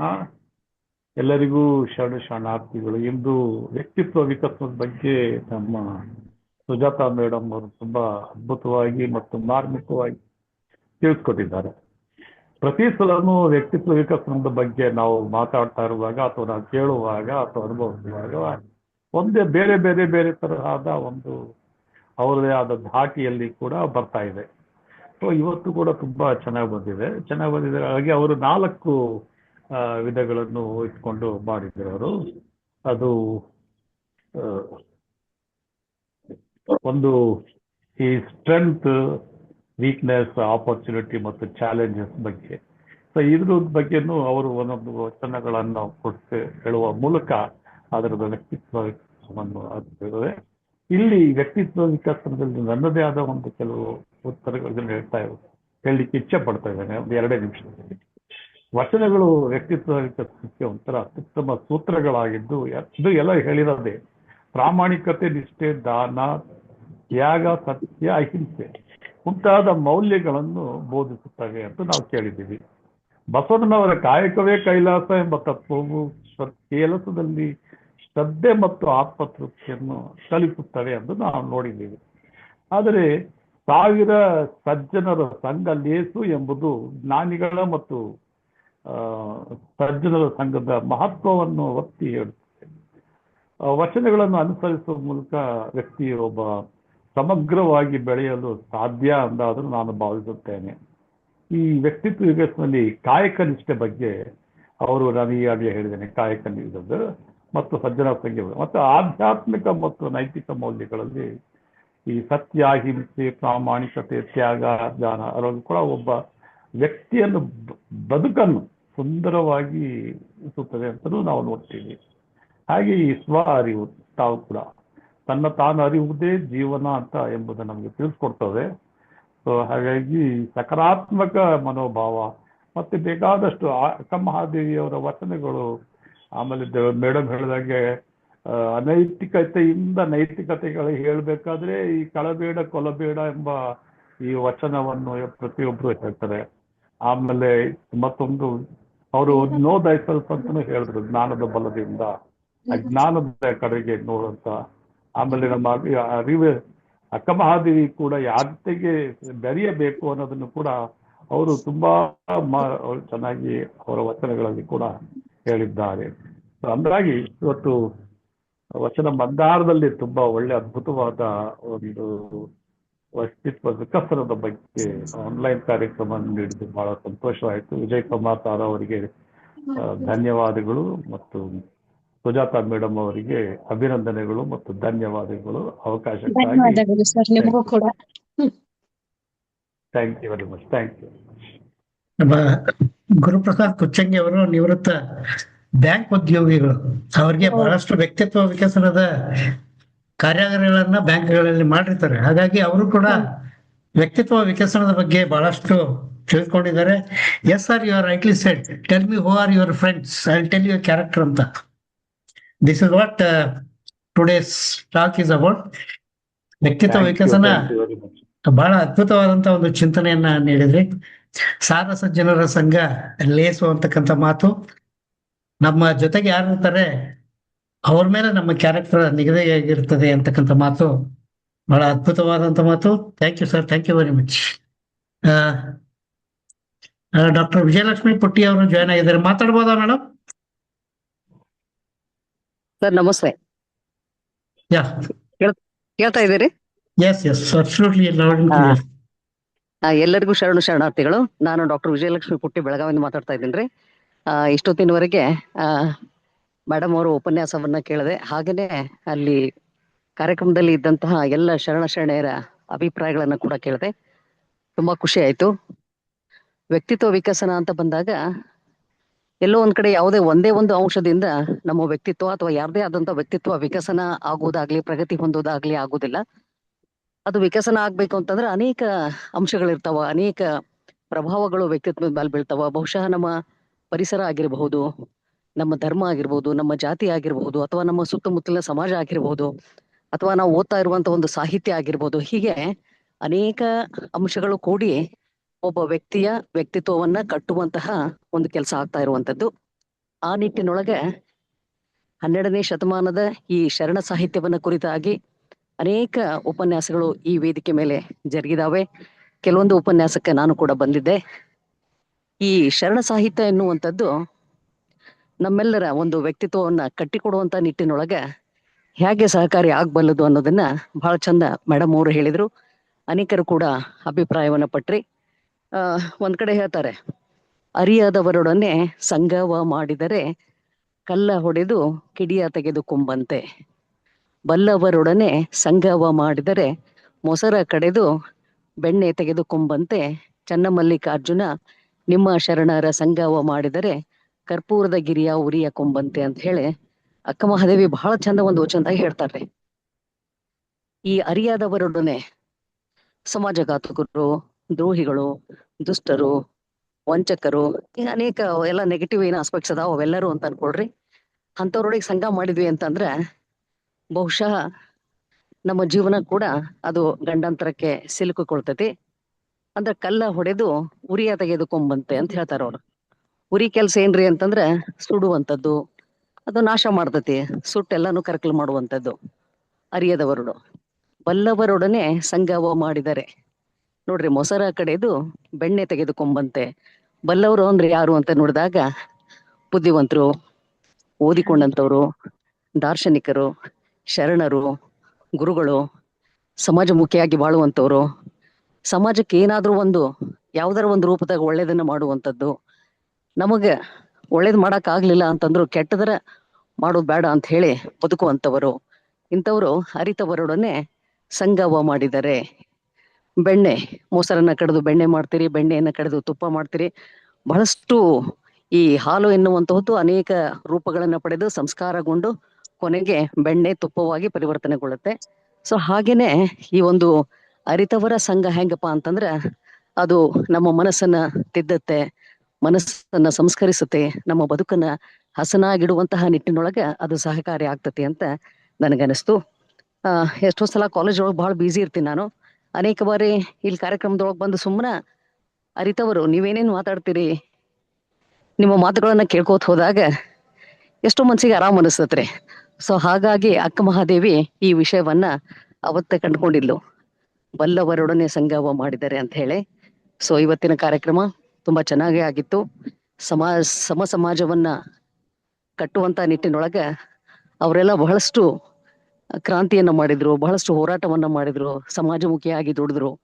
ಇವತ್ತು ನಾವೇನು ಮಾಡೋದ್ ಬೇಡ್ರಿ, ಅವ್ರು ಕಟ್ಟಿಕೊಟ್ಟಂತ ಒಂದಿಷ್ಟು ಮೌಲ್ಯಗಳೇನದಾವಲ್ಲ ಆ ಶರಣ ಸಾಹಿತ್ಯದೊಳಗ, ವಚನ ಸಾಹಿತ್ಯದೊಳಗ, ಅಥವಾ ಈ ಎಲ್ಲ ಶರಣರ ಬದುಕು ಏನಿದೆ ಅದ ನಮಗೊಂದು ಮೆಸೇಜ್ ಆಗ್ಬೇಕು, ಸಂದೇಶ ಆಗ್ಬೇಕು ಅಂತ ಹೇಳ್ತಾ ಶ್ರೀಯುತರಾದಂತ ಕಮ್ಮಾರವರು ಒಳ್ಳೊಳ್ಳೆ ಕಾರ್ಯಕ್ರಮಗಳನ್ನ ಈ ವೇದಿಕೆ ಮುಖಾಂತರ ಆಯೋಜನೆ ಮಾಡ್ತಾರೆ.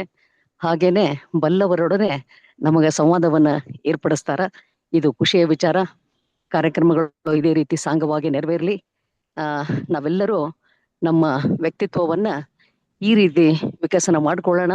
ನಾವಷ್ಟ ಅಲ್ಲದ ನಮ್ಮ ಮನೆಯೊಳಗಿರುವಂತಹ ನಮ್ಮ ಮಕ್ಕಳೇನಿದಾರ ಕಿರಿಯರಿಗೂ ಕೂಡ ನಾವೆಲ್ಲರೂ ಮಾರ್ಗದರ್ಶಿ ಆಗಿರಕ್ಕ ಪ್ರಯತ್ನ ಮಾಡೋಣ ಅಂತ ಹೇಳ್ತಾ ನನ್ನ 2 ನುಡಿಗಳನ್ನ ಇಲ್ಲಿ ಮುಗಿಸ್ತೇನೆ. ಧನ್ಯವಾದಗಳು.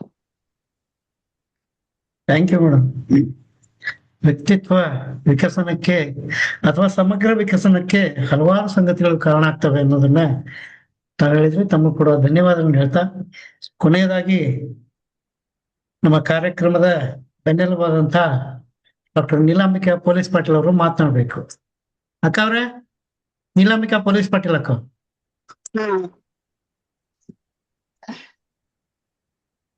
ಎಲ್ಲರಿಗೂ ಶರಣಾರ್ಥಿಗಳು. ನಮ್ಮ ಸಹೋದರಿ ಸುಜಾತ ಅವರಿಗೆ ಅನಂತ ಅಭಿನಂದನೆಗಳನ್ನ ಈ ಸಂದರ್ಭದಲ್ಲಿ ಸಲ್ಲಿಸುತ್ತಾ ಪೂರಕವಾಗಿ ಪೂರಕವಾಗಿ ಮಾತನಾಡಿದ ಎಲ್ಲರ ಮಾತುಗಳನ್ನು ಕೇಳಿದಾಗ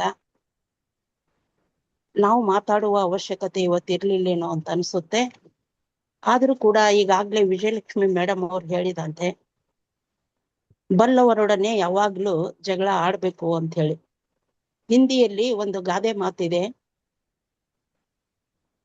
ಈತರ್ ಅಂದ್ರೆ ಸುಗಂಧ ಎಣ್ಣೆ ಮಾರುವವನು, ಸೇಂಟ್ಗಳು ಅಂತಿರಲ್ಲ ನೀವು ಸರ್, ಆ ಸೇಂಟ್ ಮಾರುವವನ ಸಂಗಡ ಜಗಳ ಆಡ್ಬೇಕಂತ, ಆದ್ರೆ ಮಲಮೂತ್ರಗಳನ್ನು ತೊಳೆಯುವವನ ಸಂಗಡ ಗೆಳೆತನ ಬೆಳೆಸಬಾರ್ದು ಅಂತ. ಯಾಕೆ ಅಂದ್ರೆ ಸೇಂಟ್ ಮಾರೋನ್ ಸಂಗಟ ಜಗಳ ಆಡಿದ್ರೆ ಸೇಂಟ್ರ ಮೈ ಮೇಲೆ ಬೀಳ್ತದ, ಮಲಮೂತ್ರಗಳನ್ನ ತೊಳೆಯೋನ್ ಸಂಗಟ ಗೆಳೆತನ ಮಾಡಿದ್ರೆ ಅದೇ ಮೈ ಮೇಲೆ ಬೀಳ್ತದ ಅನ್ನುವಂತಹ ಒಂದು ಉರ್ದು ಗಾದೆ ಮಾತು ನನ್ಗ ಮೇಡಮ್ ಅವ್ರು ಮಾತಾಡಿದಾಗ ಅನಿಸ್ತು. ಇರ್ಲಿ, ವ್ಯಕ್ತಿ ಮತ್ತು ವ್ಯಕ್ತಿತ್ವ ವಚನ ಸಾಹಿತ್ಯದಲ್ಲಿ ಕಂಡು ಬಂದ ಬಗೆಯನ್ನ ನಮ್ಮ ಸಹೋದರಿಯವರು ನಿರೂಪಣೆ ಮಾಡಿದ್ರು.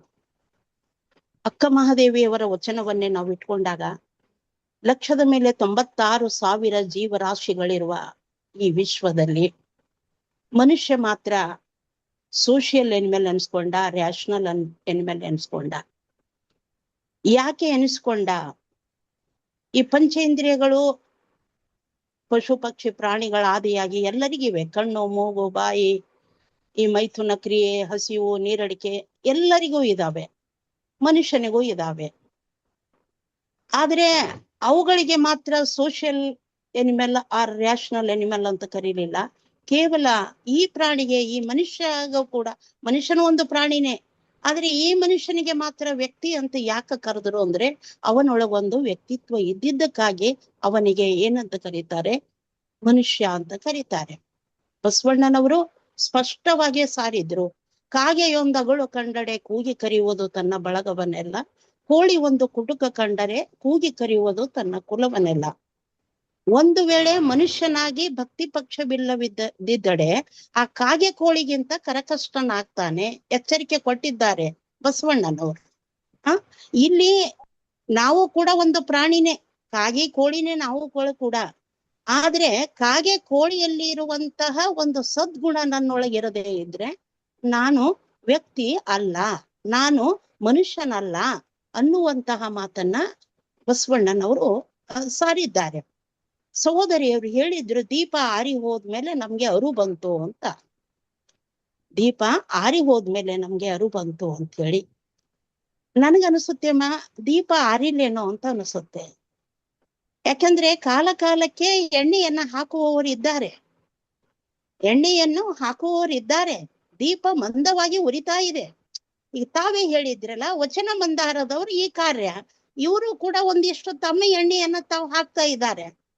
ತಾವು ಮಾತನಾಡಿ ನಿಮ್ಮ ಎಣ್ಣೆಯನ್ನು ಕೂಡ ಅದಕ್ಕೆ ನೀವು ಹಾಕಿದ್ರಿ. ಈ ಮಂಥನ ಪೂರಕವಾಗಿ ಮಾತನಾಡಿದಂಥವ್ರು ನಾವು ಕೂಡ ಒಂದ್ ಸ್ವಲ್ಪ ಎಣ್ಣೆಯನ್ನ ನಾವು ಕೂಡ ಹಾಕ್ತಾ ಇದ್ದೀವಿ. ಮಂದವಾಗಿ ಉರಿತಾ ಇದೆ ಅದು, ಮಂದವಾಗಿ ಉರಿತಾ ಇದೆ ಅದು. ಅದು ಜೋರಾಗಿ ಉರಿಬೇಕಾದ್ರೆ ಮತ್ತೆ ಶರಣರ ಬರುವಿಕೆಗೆ ಹಾತೊರಿಬೇಕಾಗುತ್ತೋ ಏನ್ ಕಾಯ್ಬೇಕಾಗುತ್ತೋ ಅನ್ನುವಂತಹದು ನನ್ನ ವಿಚಾರ ಅನ್ನುವಂತಹ ಮಾತನ್ನ ಇಲ್ಲಿ ತಮ್ಮ ಮುಂದೆ ಹೇಳುತ್ತಾ ಅಲ್ಲಮ್ಮ ಪ್ರಭುದೇವರ ಒಂದು ವಚನ ನನಗೆ ನೆನಪಾಯ್ತು.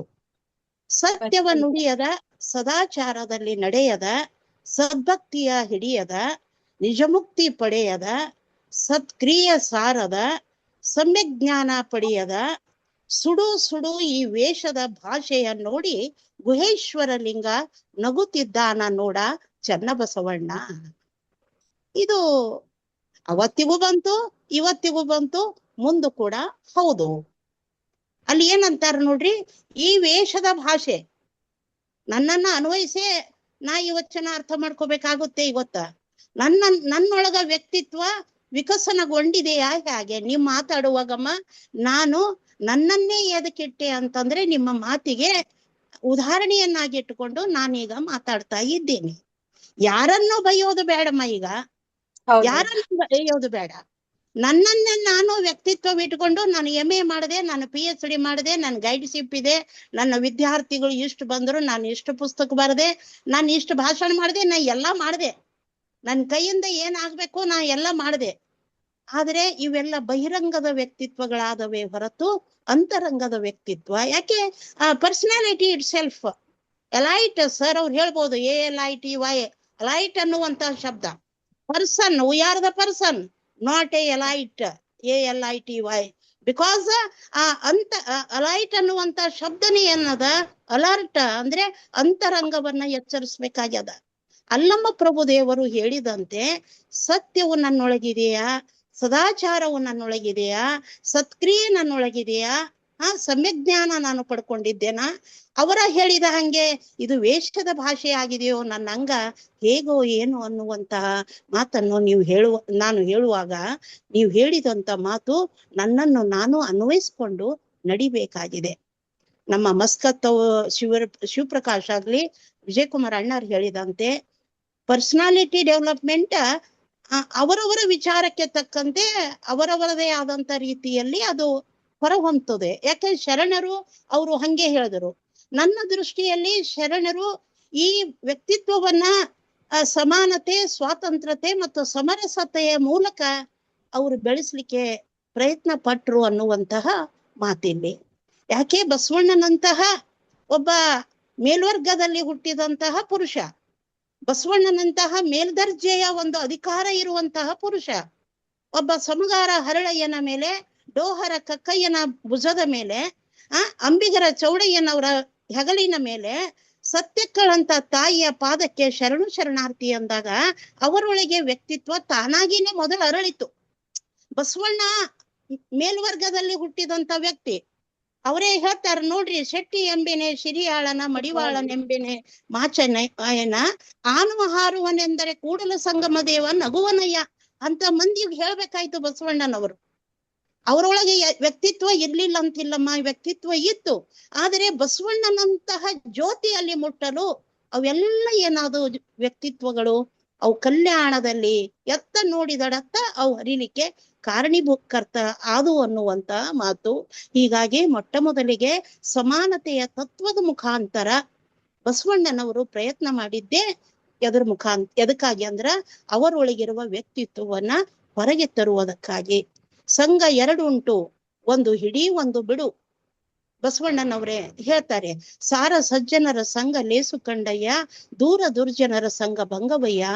ಒಂದು ಹಿಡಿ ಒಂದು ಬಿಡು, ಯಾವ್ದು ಹಿಡಿತೀರಿ ನೋಡ್ರಿ ಅಂತ ಹೇಳಿದ್ರು ಬಸವಣ್ಣನವರು. ಆಗ ಅವತ್ತೆಲ್ಲಾ ಶರಣರು ಒಕ್ಕೊರಲಿನಿಂದ ಹಿಡಿದದ್ದು ಬಸವಣ್ಣನವರ ಸಂಘ. ಬಸವಣ್ಣನವರ ಸಂಘ ಅಂದ್ರೆ ಅದು ಅವ್ರ ಪ್ರೈಮ್ ಮಿನಿಸ್ಟರ್ ಇದ್ರು ಹಂಗಂತಾರಲ್ಲ, ಬಸವಣ್ಣನವರ ಸಂಘ ಅಂದ್ರೆ ಮಾನವೀಯ ಮೌಲ್ಯದ ಸಂಘ ಅವತ್ತ ಶರಣರು ಹಿಡಿದ್ರು ಅನ್ನುವಂತ ಮಾತು. ಸ್ವಾತಂತ್ರ್ಯತೆ, ಈಗ ತಾವೇ ಹೇಳಿದ್ರಿ, ಹೆಣ್ಣು ಮಗಳ ವಿಷಯವನ್ನು ತಾವು ಕೊಟ್ರಿ. ಅನೇಕ ಹೆಣ್ಣು ಮಕ್ಕಳಿಗೆ ಅದು ಅಂತೀರಿ ಇದು ಅಂತೀರು ಅಂದು ಆಕಿನ ವ್ಯಕ್ತಿತ್ವನೇ ಹಾಳು ಮಾಡಿ ಇಟ್ಟಿರು. ಆಕಿಗೆ ಬರೀ ಗೊಂಬೆ ಮಾಡಿರು, ಬಹಳ ಸುಂದರದ ಗೊಂಬೆ. ಆಕಿನನ್ನ ಮಾಡಿ ತಮ್ಮ ಕಾಮಕ್ಕೆ ಬಳಸ್ಕೊಂಡ್ರು, ತಮ್ಗೆ ಎದಕ್ಕೆ ಬೇಕು ಆಕಿನನ್ನ ಬಳಸ್ಕೊಂಡ್ರು. ಆದ್ರೆ ಅವಳ ಒಳಗ ಒಂದು ವ್ಯಕ್ತಿತ್ವ ಇದೆ ಅನ್ನುವುದನ್ನ ಹೊರಗ ತಂದವರು ಬಸವಾದಿ ಪ್ರಮಥರು. ಅದನ್ನ ಮೊಲೆ ಮುಡಿ ಬಂದರೆ ಹೆಣ್ಣೆಂಬರು, ಕಾಸಿ ಮೀಸೆ ಬಂದರೆ ಗಂಡೆಂಬರು, ಈ ಉಭಯದ ಜ್ಞಾನ ಹೆಣ್ಣೋ ಗಂಡೋ ಅನ್ನುವ ಗೊಗ್ಗವ್ವೆಯ ಮಾತು ಏನದ ನೋಡ್ರಿ, ಅದು ಅವಳ ಒಳಗಿರುವ ವ್ಯಕ್ತಿತ್ವವನ್ನ ಶರಣರು ಹೊರಗ ಹಾಕ್ಲಿಕ್ಕೆ ಕಾರಣೀಕರ್ತಾಯ್ತು. ಸ್ವಾತಂತ್ರ್ಯತೆ ಎಲ್ಲಿವರೆಗೆ ಇರೋದಿಲ್ಲ ಅಲ್ಲಿವರೆಗೆ ನಮ್ಮ ವ್ಯಕ್ತಿತ್ವ ಹೊರಗ ಬರ್ಲಿಕ್ಕೆ ಸಾಧ್ಯನೇ ಇಲ್ಲ. ಹೆಣ್ಣು ಮಕ್ಕಳಿಗೆ ಸ್ವಾತಂತ್ರ್ಯತೆ ಇರದೇ ಹೋಗಿದ್ದಕ್ಕಾಗಿ 12ನೇ ಶತಮಾನದ ತನಕ ಹೆಣ್ಣು ಮಗಳ ವ್ಯಕ್ತಿತ್ವ ಹೊರಗ ಬಂದಿಲ್ಲ. ಅದಕ್ಕಾಗಿನೇ ಅವತ್ತಿನ ಹೆಣ್ಮಕ್ಳು ಜನಪದ ನುಡಿಗಳ ಮುಖಾಂತರ ತಮ್ಮ ವ್ಯಕ್ತಿತ್ವವನ್ನ ಹೊರಗ ಹಾಕೋಬೇಕಾಯ್ತೆ ಹೊರತು ಅವರೆಲ್ಲ ಒಳಗೆ ಅದುಮಿಟ್ಟುಕೊಂಡ್ರು ಅನ್ನುವಂತಹದ್ದು ಮಾತು. ಅದಕ್ಕಾಗಿ ಆ ವ್ಯಕ್ತಿತ್ವ ವಿಕಸನಕ್ಕೆ ಸ್ವಾತಂತ್ರ್ಯತೆ, ಅದಕ್ಕಾಗಿನೇ ಇವತ್ತ ನಾವು ನಮ್ಮ ಕಾನ್ಸ್ಟಿಟ್ಯೂಷನ್ದಲ್ಲಿ ಈ ತತ್ವಗಳಿಗೆ ಹೆಚ್ಚು ಅವರು ಪ್ರೇಂಬಲದಾಗ ಹೆಚ್ಚು ಪ್ರಾಮುಖ್ಯತೆ ಕೊಟ್ರು. ಯಾಕೆಂದ್ರೆ ನಮ್ಮ ವ್ಯಕ್ತಿತ್ವ ಏನದ ಅನ್ನೋದು ವಿಚಾರ ಮಾಡ್ಬೇಕಲ್ಲ. ನಾವು ಕೂಡ ನಮ್ಗ ಮಾತಾಡ್ಲಿಕ್ಕೆ ಸ್ವಾತಂತ್ರ್ಯ ಬೇಕಲ್ಲ. ಈ ಕಮ್ಮಾರ ಅವ್ರು ಕೊಟ್ಟಿದ್ದಾರ ಅಂತ ತಿಳ್ಕೊಂಡೆ ನಾನು ಮಾತಾಡ್ಬೋದಲ್ಲ. ಅವ್ರು ನನ್ನನ್ನೇ ಮತ್ತ ಮ್ಯೂಟ್ ಮಾಡಿ ಇಟ್ರಂದ್ರೆ ನಾ ಇಲ್ಲಿಂದ ಮಾತಾಡ್ಬೇಕು ಅನ್ನುವಂತಹ ಮಾತಿಲ್ಲಮ್ಮ. ಅದಕ್ಕಾಗಿ ಸ್ವಾತಂತ್ರ್ಯತೆ, ಸಮರಸತೆ ಇದು ಬಹುದೊಡ್ಡ ಕೆಲಸ ಆಯ್ತು 12ನೇ ಶತಮಾನದಲ್ಲಿ. ಜಾತಿ ವಿಜಾತಿಗಳು ಕೂಡ್ಕೊಂಡು ಅಲ್ಲಿ ಒಂದಾವುದು ಸಮರಸಗೊಂಡು, ಜ್ಞಾನ ಅಜ್ಞಾನ ಅಲ್ಲಿ ಸಮರಸಗೊಂಡು, ಅಲ್ಲಿ ಬಡವ ಶ್ರೀಮಂತಿಕೆ ಇದನ್ನಾಯ್ತು. ಹೆಣ್ಣು ಗಂಡು ಭೇದ ಇಲ್ಲ, ಅಂಗಲಿಂಗ ಭೇದ ಇಲ್ಲ, ಎಲ್ಲಾ ಸಮರಸಗೊಂಡು ಗೊಂಡು ಧರ್ಮ ಅನ್ನೋದು ಲಿಂಗಾಯತ ಧರ್ಮ ಒಂದೇ. ಜ್ಞಾನ ಅಂದ್ರೆ ಅದು ಅರಿವು ಮತ್ತು ಕ್ರಿಯೆ ಅನ್ನುವಂತಹ ಭಾಷೆಯಾಗಿರಬಹುದು. ಬಡ ಮತ್ತು ಶ್ರೀಮಂತ ಎನ್ನುವಂಥದ್ದು ಹೋಗಿ ಶರಣರು ಅನ್ನುವಂಥದ್ದು ಬಂತು. ಅಂಗಲಿಂಗ ಸಮರಸಗೊಂಡು ಲಿಂಗಾಂಗ ಸಾಮರಸ್ಯ ಆಯ್ತಲ್ಲ.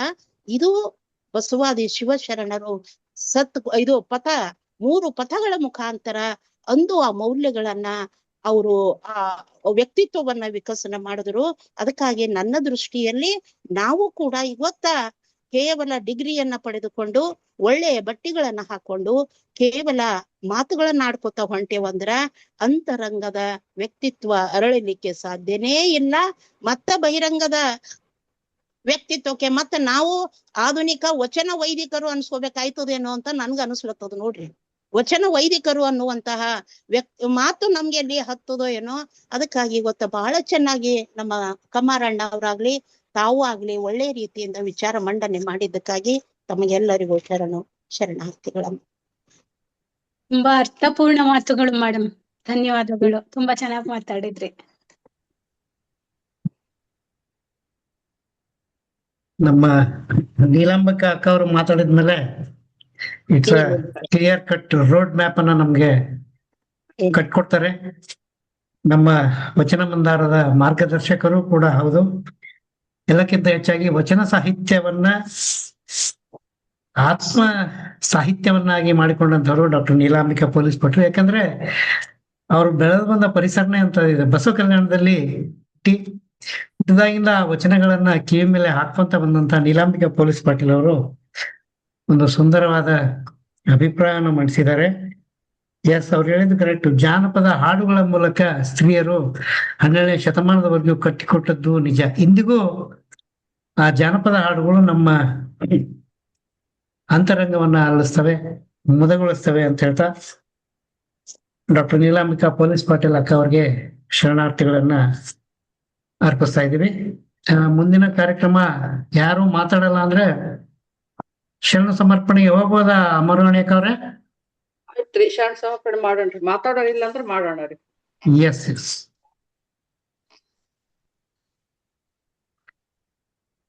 ಕಾರ್ಯಕ್ರಮದ ಕೊನೆಯ ಘಟ್ಟ ಶರಣ ಸಮರ್ಪಣೆ.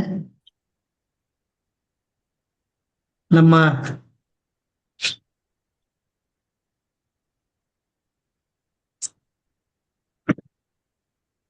ವಚನ ಸಾಹಿತ್ಯ ಮಂದಾರ ಫೌಂಡೇಶನ್ದ ಒಂದು ಥೀಮ್ ಏನಂದ್ರೆ ಮಕ್ಕಳಿಗೆ ಈಗಿನಿಂದ ವಚನ ಸಾಹಿತ್ಯದ ಆ ಒಂದು ಸಿಹಿಯನ್ನ ಉಣಬಡಿಸ್ಬೇಕು ಅಂತಕ್ಕಂಥದ್ದು ನಮ್ಮ ವಚನ ಸಾಹಿತ್ಯ ಮಂದಾರ ವೇದಿಕೆ ಒಂದು ಥೀಮ್. ಹಾಗಾಗಿ ಆ ಮಕ್ಕಳ ಕಡೆಯಿಂದ ಪ್ರಾರ್ಥನೆ ಮಾಡಿಸುವಂತ ಕೆಲಸವನ್ನ ಸರಿಸುಮಾರು 3 ವರ್ಷದಿಂದ ಮಾಡ್ತಿದೀವಿ. ಸುಮಾರು 80ಕ್ಕೂ ಹೆಚ್ಚು ಮಕ್ಕಳು ಇಲ್ಲಿಯವರೆಗೆ ಪ್ರಾರ್ಥನೆಯನ್ನ ಮಾಡಿದ್ದಾರೆ. ಅದರಲ್ಲಿ ನಂಜನಗೂಡು ತಾಲೂಕಿನ ಈ ಕೋಣನೂರು ಗ್ರಾಮದ ಮಹೇಂದ್ರ ಅಂತ ನನ್ನ ಸ್ನೇಹಿತರ ಮಕ್ಕಳು ಇವರಿಬ್ರು. ನನ್ಗನ್ಸುತ್ತ ಮಟ್ಟಿಗೆ 3 ವರ್ಷ ಇದ್ದಾಗಿನಿಂದ ಈ ಮಕ್ಕಳು ವಚನಗಳನ್ನ ಅಭ್ಯಾಸವನ್ನ ಮಾಡ್ತಿದ್ದಾರೆ. ಇವತ್ತು 2 ವಚನಗಳನ್ನ ಆ ಮಗು ನೋಡಿ ಎಷ್ಟು ಚೆನ್ನಾಗಿ ಅಕ್ಷರ. ನಮಗೂ ಬಹಳ ಅದ್ಭುತವಾದಂತ ಆ ವಚನ ಪರಿಸರದಲ್ಲಿ ಬೆಳೆದಂತ 2 ಮಕ್ಕಳು 2 ವಚನಗಳು ಅಕ್ಷರ ಆಮೇಲೆ ಅಕ್ಷಯ ಇಬ್ರು ಬಹಳ ಅದ್ಭುತವಾದಂತ ಶಾರೀರ ಇದೆ. ಅವ್ರಿಗೆ ಬಸವಾದಿ ಶರಣರ ಆಶೀರ್ವಾದದಿಂದ ಇನ್ನೂ ಹೆಚ್ಚಿನ ಸಾಧನೆಯನ್ನ ಮಾಡ್ಲಿಕ್ಕೆ ಅನುಕೂಲ ಮಾಡಿಕೊಡ್ಲಿ ಅಂತ ಹೇಳ್ತಾ ಅವ್ರಿಗೂ ಕೂಡ ಅಭಿನಂದನೆಗಳನ್ನ ಅರ್ಪಿಸ್ತಾರೆ. ಅದ್ರ ಜೊತೆಗೆ ನಮ್ಮ ಸಂಜನಾ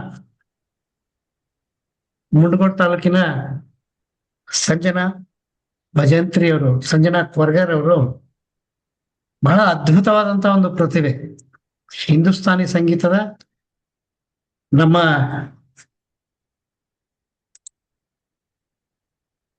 ಅಕ್ಷರ ಏನೋ ಧನ್ಯವಾದಗಳನ್ನು ಹೇಳ್ತಾ ಇದ್ದಾರೆ. ಥ್ಯಾಂಕ್ ಯು ಪುಟ. ಸಂಜನಾ ಕೊರ್ಗರ್ ಹಿಂದೂಸ್ತಾನಿ ಸಂಗೀತವನ್ನ ಕಲಿತಿರ್ತಕ್ಕಂಥ ಮಗು. ಬಹಳ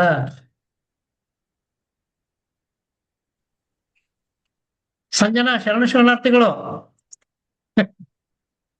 ಬಹಳ ಅದ್ಭುತವಾದಂತ ಪ್ರತಿಭೆಗಳು. ಇನ್ನ ನಮ್ಮ ಸಂಜನಾ ಕೊರ್ಗರ್ ಅಂತಕ್ಕಂಥ ಮಗು ಬಹಳ ಹಿಂದೂಸ್ತಾನಿ ಸಂಗೀತದಲ್ಲಿ ಅದ್ಭುತವಾದಂತ ಸಾಧನೆಯನ್ನ ಮಾಡ್ತಿರ್ತಕ್ಕಂಥ ಒಂದು ಮಗು.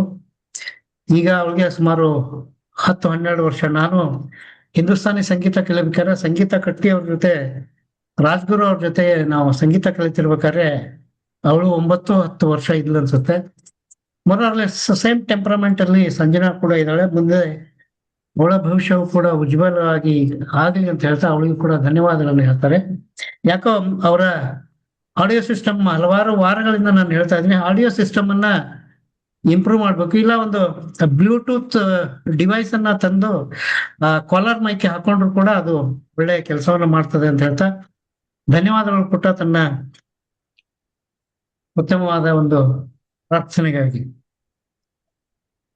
ಇನ್ನ ಈ ಉಪನ್ಯಾಸದ ವಿಷಯವನ್ನ ನೋಡೋದಾದ್ರೆ, ಮೊದಲೇ ಸಾಲೆ ಬಹಳ ಅದ್ಭುತವಾದ ಸಾಲ. ದೀಪ ಹೊತ್ತಿಕೊಂಡಾಗ ನಾವು ಮಲಗಿದ್ವಿ, ದೀಪ ಆರಿದಾಗ ನಾವು ಎದ್ವಿ ಅಂತ. ಅದನ್ನ ಉತ್ತಮವಾಗಿ ಅನಲೈಸ್ ಮಾಡಿದಂಥವ್ರು ನಮ್ಮ ಡಾಕ್ಟರ್ ನೀಲಾಂಬಿಕಾ ಪೊಲೀಸ್ ಪಾಟೀಲ್ ಅಕ್ಕ ಅವರು. ಸುಮಾರು 200 ವರ್ಷಗಳ ಕಾಲ 12ರಿಂದ 15ನೇ ಶತಮಾನದವರೆಗೂ ಈ ವಚನ ಸಾಹಿತ್ಯ ಅನ್ನೋದು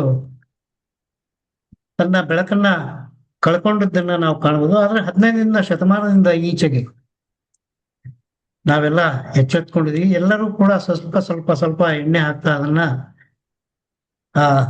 ಅದು ಆರದಂಗೆ ನೋಡ್ಕೊತಾ ಇದ್ವಿ ಅಂತಕ್ಕಂಥ ಮಾತನ್ನ ಡಾಕ್ಟರ್ ನೀಲಾಂಬಿಕಾ ಪೊಲೀಸ್ ಅಕ್ಕ ಅವ್ರು ಹೇಳಿದ್ರು. ರಾಜಾಶ್ರಯ ರಹಿತವಾದಂತ ವಚನ ಸಾಹಿತ್ಯ ಇದು ಒಂದು ಚಳುವಳಿಯ ರೂಪದಲ್ಲಿ ಬಂದದ್ದನ್ನ ನಮ್ಮ ಗಿರೀಶ್ ಕಾರ್ನಾಡ್ ಬಹಳ ಅದ್ಭುತವಾಗಿ ಹೇಳ್ತಾರೆ. ನೋಯುವ ಅಲ್ಲಿಗೆ ನಾಲಿಗೆ ಪದೇ ಪದೇ ಹೊರಡುವಂತೆ. ಇಂದಿನ ಕಾಲಘಟ್ಟದಲ್ಲಿ ನಮ್ಮ ಮನಸ್ಸಿಗೆ ಯಾವಾಗ ನೋವಾಗುತ್ತೆ ಆವಾಗ ವಚನಗಳನ್ನ ಅಧ್ಯಯನ ಮಾಡೋದು ಬಹಳ ಅದ್ಭುತ ಅಂತಕ್ಕಂಥ ಮಾತನ್ನ ಗಿರೀಶ್ ಕಾರ್ನಾಡ್ ಅವರು ತಮ್ಮ ತಲೆದಂಡ ನಾಟಕದ ಲೇಖಕನ ನುಡಿಯಲ್ಲಿ ಬರೀತಾರೆ. ತಮ್ಮ ಈ ಉಪನ್ಯಾಸದುದ್ದಕ್ಕೂ ಆ ಮಾತನ್ನ ನೆನಪಿಸಿದ್ರಿ ಅಂತ ನನಗನ್ಸುತ್ತೆ. ಮಾನಸಿಕ ವ್ಯಕ್ತಿತ್ವ ವಿಕಸನಕ್ಕೆ ಮಾನಸಿಕ ಪರಿಪಕ್ವತೆ ಅವಶ್ಯಕ. ಮನಯೇವ ಮನುಷ್ಯಾಣಂ ಕಾರಣಂ ಬಂಧ ಮೋಕ್ಷಯೋ ಅಂತಕ್ಕಂಥ ಮಾತನ್ನ ಇಲ್ಲಿ ನಾವು ನೆನೆಸು. ಮನಸ್ಸನ್ನ ಅಧ್ಯಯನ ಮಾಡೋದು ಯಾವುದು ಅಂದ್ರೆ ಮನಸ್ಸೇ. ನಮ್ಮ ಬಸವಣ್ಣ ಅಂತ ಮನೋವೈಜ್ಞಾನಿಕ ಡಾಕ್ಟರ್, ಅವ್ರಿಗೀಗ 92 ವರ್ಷ. ಬಹಳ ಅದ್ಭುತವಾದಂತ ಒಂದು ಪುಸ್ತಕಗಳನ್ನು ಬರೆದಿದ್ದಾರೆ. ಯಾರು ಮನೋವೈಜ್ಞಾನಿಕ ಚಿಂತನೆಗಳನ್ನ ವಚನಗಳನ್ನು ನೋಡೋದಾದ್ರೆ ಬಸವಣ್ಣ ಅಂದ್ರೆ ಅವ್ರ ಹೆಸರು ಕೊಳ್ಳೇಗಾಲ ತಾಲೂಕಿನವರವರು. ಈಗ ಸದ್ಯ ಚಾಮರಾಜನಗರದಲ್ಲಿದೆ. ಅವ್ರಿಗೆ 92 ವಯಸ್ಸು. ವಚನಗಳಲ್ಲಿ ಮನೋವೈಜ್ಞಾನಿಕ ಚಿಂತನೆಗಳು ನನಗನ್ಸಿದ ಮಟ್ಟಿಗೆ ಅವರಷ್ಟು ಪ್ರಬುದ್ಧವಾಗಿ ಪುಸ್ತಕಗಳನ್ನ ಬರೆದವ್ರು ಯಾರು ಇಲ್ಲ. ಅವರ ಸುಮಾರು 15 ಪುಸ್ತಕಗಳು ಇದೇ ಚಿಂತನೆಯನ್ನೇ, ವಚನಗಳಲ್ಲಿ ಮನೋವೈಜ್ಞಾನಿಕ ಚಿಂತನೆ ಹೇಗೆ ಬೆಳೆದು ಬಂತು ಅಂತ. ಅವರು ಒಂದು ಪ್ರಶ್ನೆಯನ್ನ ಕೇಳ್ತಾರೆ, ಮನಸ್ಸನ್ನ ಅಧ್ಯಯನ ಮಾಡೋದು ಮನಸ್ಸೇ, ಹಾಗಾದ್ರೆ ಏನ್ ಅಧ್ಯಯನ ಮಾಡ್ಬೇಕು ಅಂತ. ಅದನ್ನೇ ಬಹಳ ಅದ್ಭುತವಾದ ಚಿಂತನೆಯನ್ನ ವ್ಯಕ್ತಪಡಿಸ್ತಾರೆ ಅವರು. ಬಹಳ ಅದ್ಭುತವಾದ ಕತ್ತಲೆಯ ನೆರಳು ಅಂತ ಅವ್ರೊಂದು ಪುಸ್ತಕ ಇದೆ. ಬಹಳ ಅದರಲ್ಲಿ ಅವ್ರು ಬರೀತಾರೆ, ಮನಸ್ಸನ್ನ ಹೇಗೆ ಅಧ್ಯಯನ ಮಾಡಕ್ ಸಾಧ್ಯ, ಅದಕ್ಕಂತ ಹೆಚ್ಚಾಗಿ ನಮ್ಮ ನಡವಳಿಕೆಗಳನ್ನ ಅಧ್ಯಯನ ಮಾಡೋದೇ ಮನೋವೈಜ್ಞಾನಿಕ ಚಿಂತನೆಯನ್ನ ಬಸವಣ್ಣ ಅಂತಕ್ಕಂಥವ್ರು ಹೇಳ್ತಾರೆ. ಇದಕ್ಕೆ ಅವರು ಒಂದು ಉದಾಹರಣೆಯನ್ನು ಕೊಡ್ತಾರೆ. ಕತ್ತಲೆಯನ್ನ ರಿಸರ್ಚ್ ಮಾಡ್ಬೇಕಾದ್ರೆ ಬೆಳಕು ಬೇಕೇ ಬೇಕು. ನೀವು ಒಂದು ರೂಮ್ ನಲ್ಲಿ ನಾನು ಕತ್ತಲೆಯನ್ನ ಸ್ಟಡಿ ಮಾಡ್ತೀನಿ ಅಂತ ಒಂದು ರೂಮ್ ಹೋದಾಗ ಏನ್ ನೋಡ್ತೀರ, you will not be able to see anything. ಅದಕ್ಕೆ ನೀವು ಲೈಟ್ ಹಚ್ಚಲೇಬೇಕು. ಲೈಟ್ ಹಚ್ಚಿದಾಗ ಕತ್ತಲೆ ಮಾಯ ಹೋಗುತ್ತೆ. ಸೊ ದ ಸೇಮ್ ವೇ ಮನಸ್ಸನ್ನ ಅಧ್ಯಯನ ಮಾಡೋದು ಮನಸ್ಸೇ. ಹಾಗಾಗಿ ಆ ನಡವಳಿಕೆಯನ್ನ ಅಧ್ಯಯನ ಮಾಡೋದೇ ಆ ಒಂದು ಮನೋವೈಜ್ಞಾನಿಕ ಚಿಂತನೆ ಅಂತಕ್ಕಂಥದ್ದು ಬಹಳ ಅದ್ಭುತವಾದಂತ ಒಂದು ಸ್ಟಾರ್ಟ್ಅಪ್ ಅನ್ನ ಈ ಉಪನ್ಯಾಸಕ್ಕೆ ತಾವು ನೀಡಿದ್ರಿ ಅಂತ. ಇನ್ನೊಂದು ಚಿಂತನೆಯನ್ನ ನೀವು ಬಹಳ ಸುಂದರವಾಗಿ ನಿರೂಪಣೆ ಮಾಡಿದೆ, ಸ್ವಾಟ್ ಅನಾಲಿಸಿಸ್ ಅಥವಾ ಸ್ವಾಪ್ ಅನಾಲಿಸಿಸ್ ಅಂತ. Strength, weakness, opportunity and threats or strength, weakness, opportunity or challenges. ಈ ವಚನ ಸಾಹಿತ್ಯದ ಉದ್ದಕ್ಕೂ ಇದನ್ನ ನೋಡಬಹುದು. ಬಹಳ ಅದ್ಭುತವಾದಂತ ಚಿಂತನೆ. Strength, weakness, opportunity and challenges, ಬಹಳ ಅದ್ಭುತವಾದಂತ ಚಾಲೆಂಜಸ್ ನ ನಾವು ನೋಡ್ಬೇಕಾದ್ರೆ ನೆಲ್ಸನ್ ಮಂಡೇಲಾ ಅವರ ಆ ಇಡೀ ಬದುಕನ್ನ ನೀವು ನೋಡಬಹುದು. 20 ವರ್ಷಗಳ ಕಾಲ ಕತ್ತಲೆಯಲ್ಲಿದ್ದಂತ ನೆಲ್ಸನ್ ಮಂಡೇಲಾ ಹೊರಗೆ ಬರ್ಬೇಕಾದ್ರೆ ಒಂದು ಮಾತನ್ನು ಹೇಳ್ತಾರೆ, ನಾನು 20 ವರ್ಷ ಜೈಲಿನಲ್ಲಿ ಕಳೆದಿದ್ದನ್ನ ನಾನು ಅಲ್ಲಿಯೇ ಬಿಟ್ಟು ಬಂದಿದ್ದೇನೆ, ಹಾಗಾಗಿ ನಾನು ಹೊಸ ಚೈತನ್ಯ ಬಂದಿದೆ ಅಂತೇಳಿ. ಯಾಕಂದ್ರೆ ಆ 20 ವರ್ಷಗಳ ಆ ಕತ್ತಲೆಯನ್ನ ತಲೆಯಲ್ಲಿ ಇಟ್ಕೊಂಡ್ ಬಂದಿದ್ರೆ ನನ್ನ ವ್ಯಕ್ತಿತ್ವ ವಿಕಾಸ ಆಗಕ್ಕೆ ಸಾಧ್ಯ ಇಲ್ಲ ಅಂತಕ್ಕಂಥ ಮಾತಾಡ್ತಾರೆ. ಅವ್ರು ಇನ್ನೂ ಒಂದು ಚಿಂತನೆಯನ್ನು ಹೇಳ್ತಾರೆ, ನಾನು ನನ್ನ ಜನರ ನಾಯಕ, ಹಾಗಾಗಿ ನಾನು ಅವರ ಹಿಂದೆ ನಿಂತ್ಕೊಂಡು ಅವ್ರನ್ನ ಮುನ್ನಡೆಸ್ಬೇಕಾಗಿದೆ. ಯಾಕಂದ್ರೆ ಅವರು ಮುಂದೆ ಹೋಗ್ಬೇಕಾದ್ರೆ ಅಕಸ್ಮಾತ್ ಮುಗ್ಗರ್ಸಿ ಬಿದ್ರೆ ಅವ್ರನ್ನ ಎಬ್ಸಕ್ ನಾನಿದ್ದೀನಿ.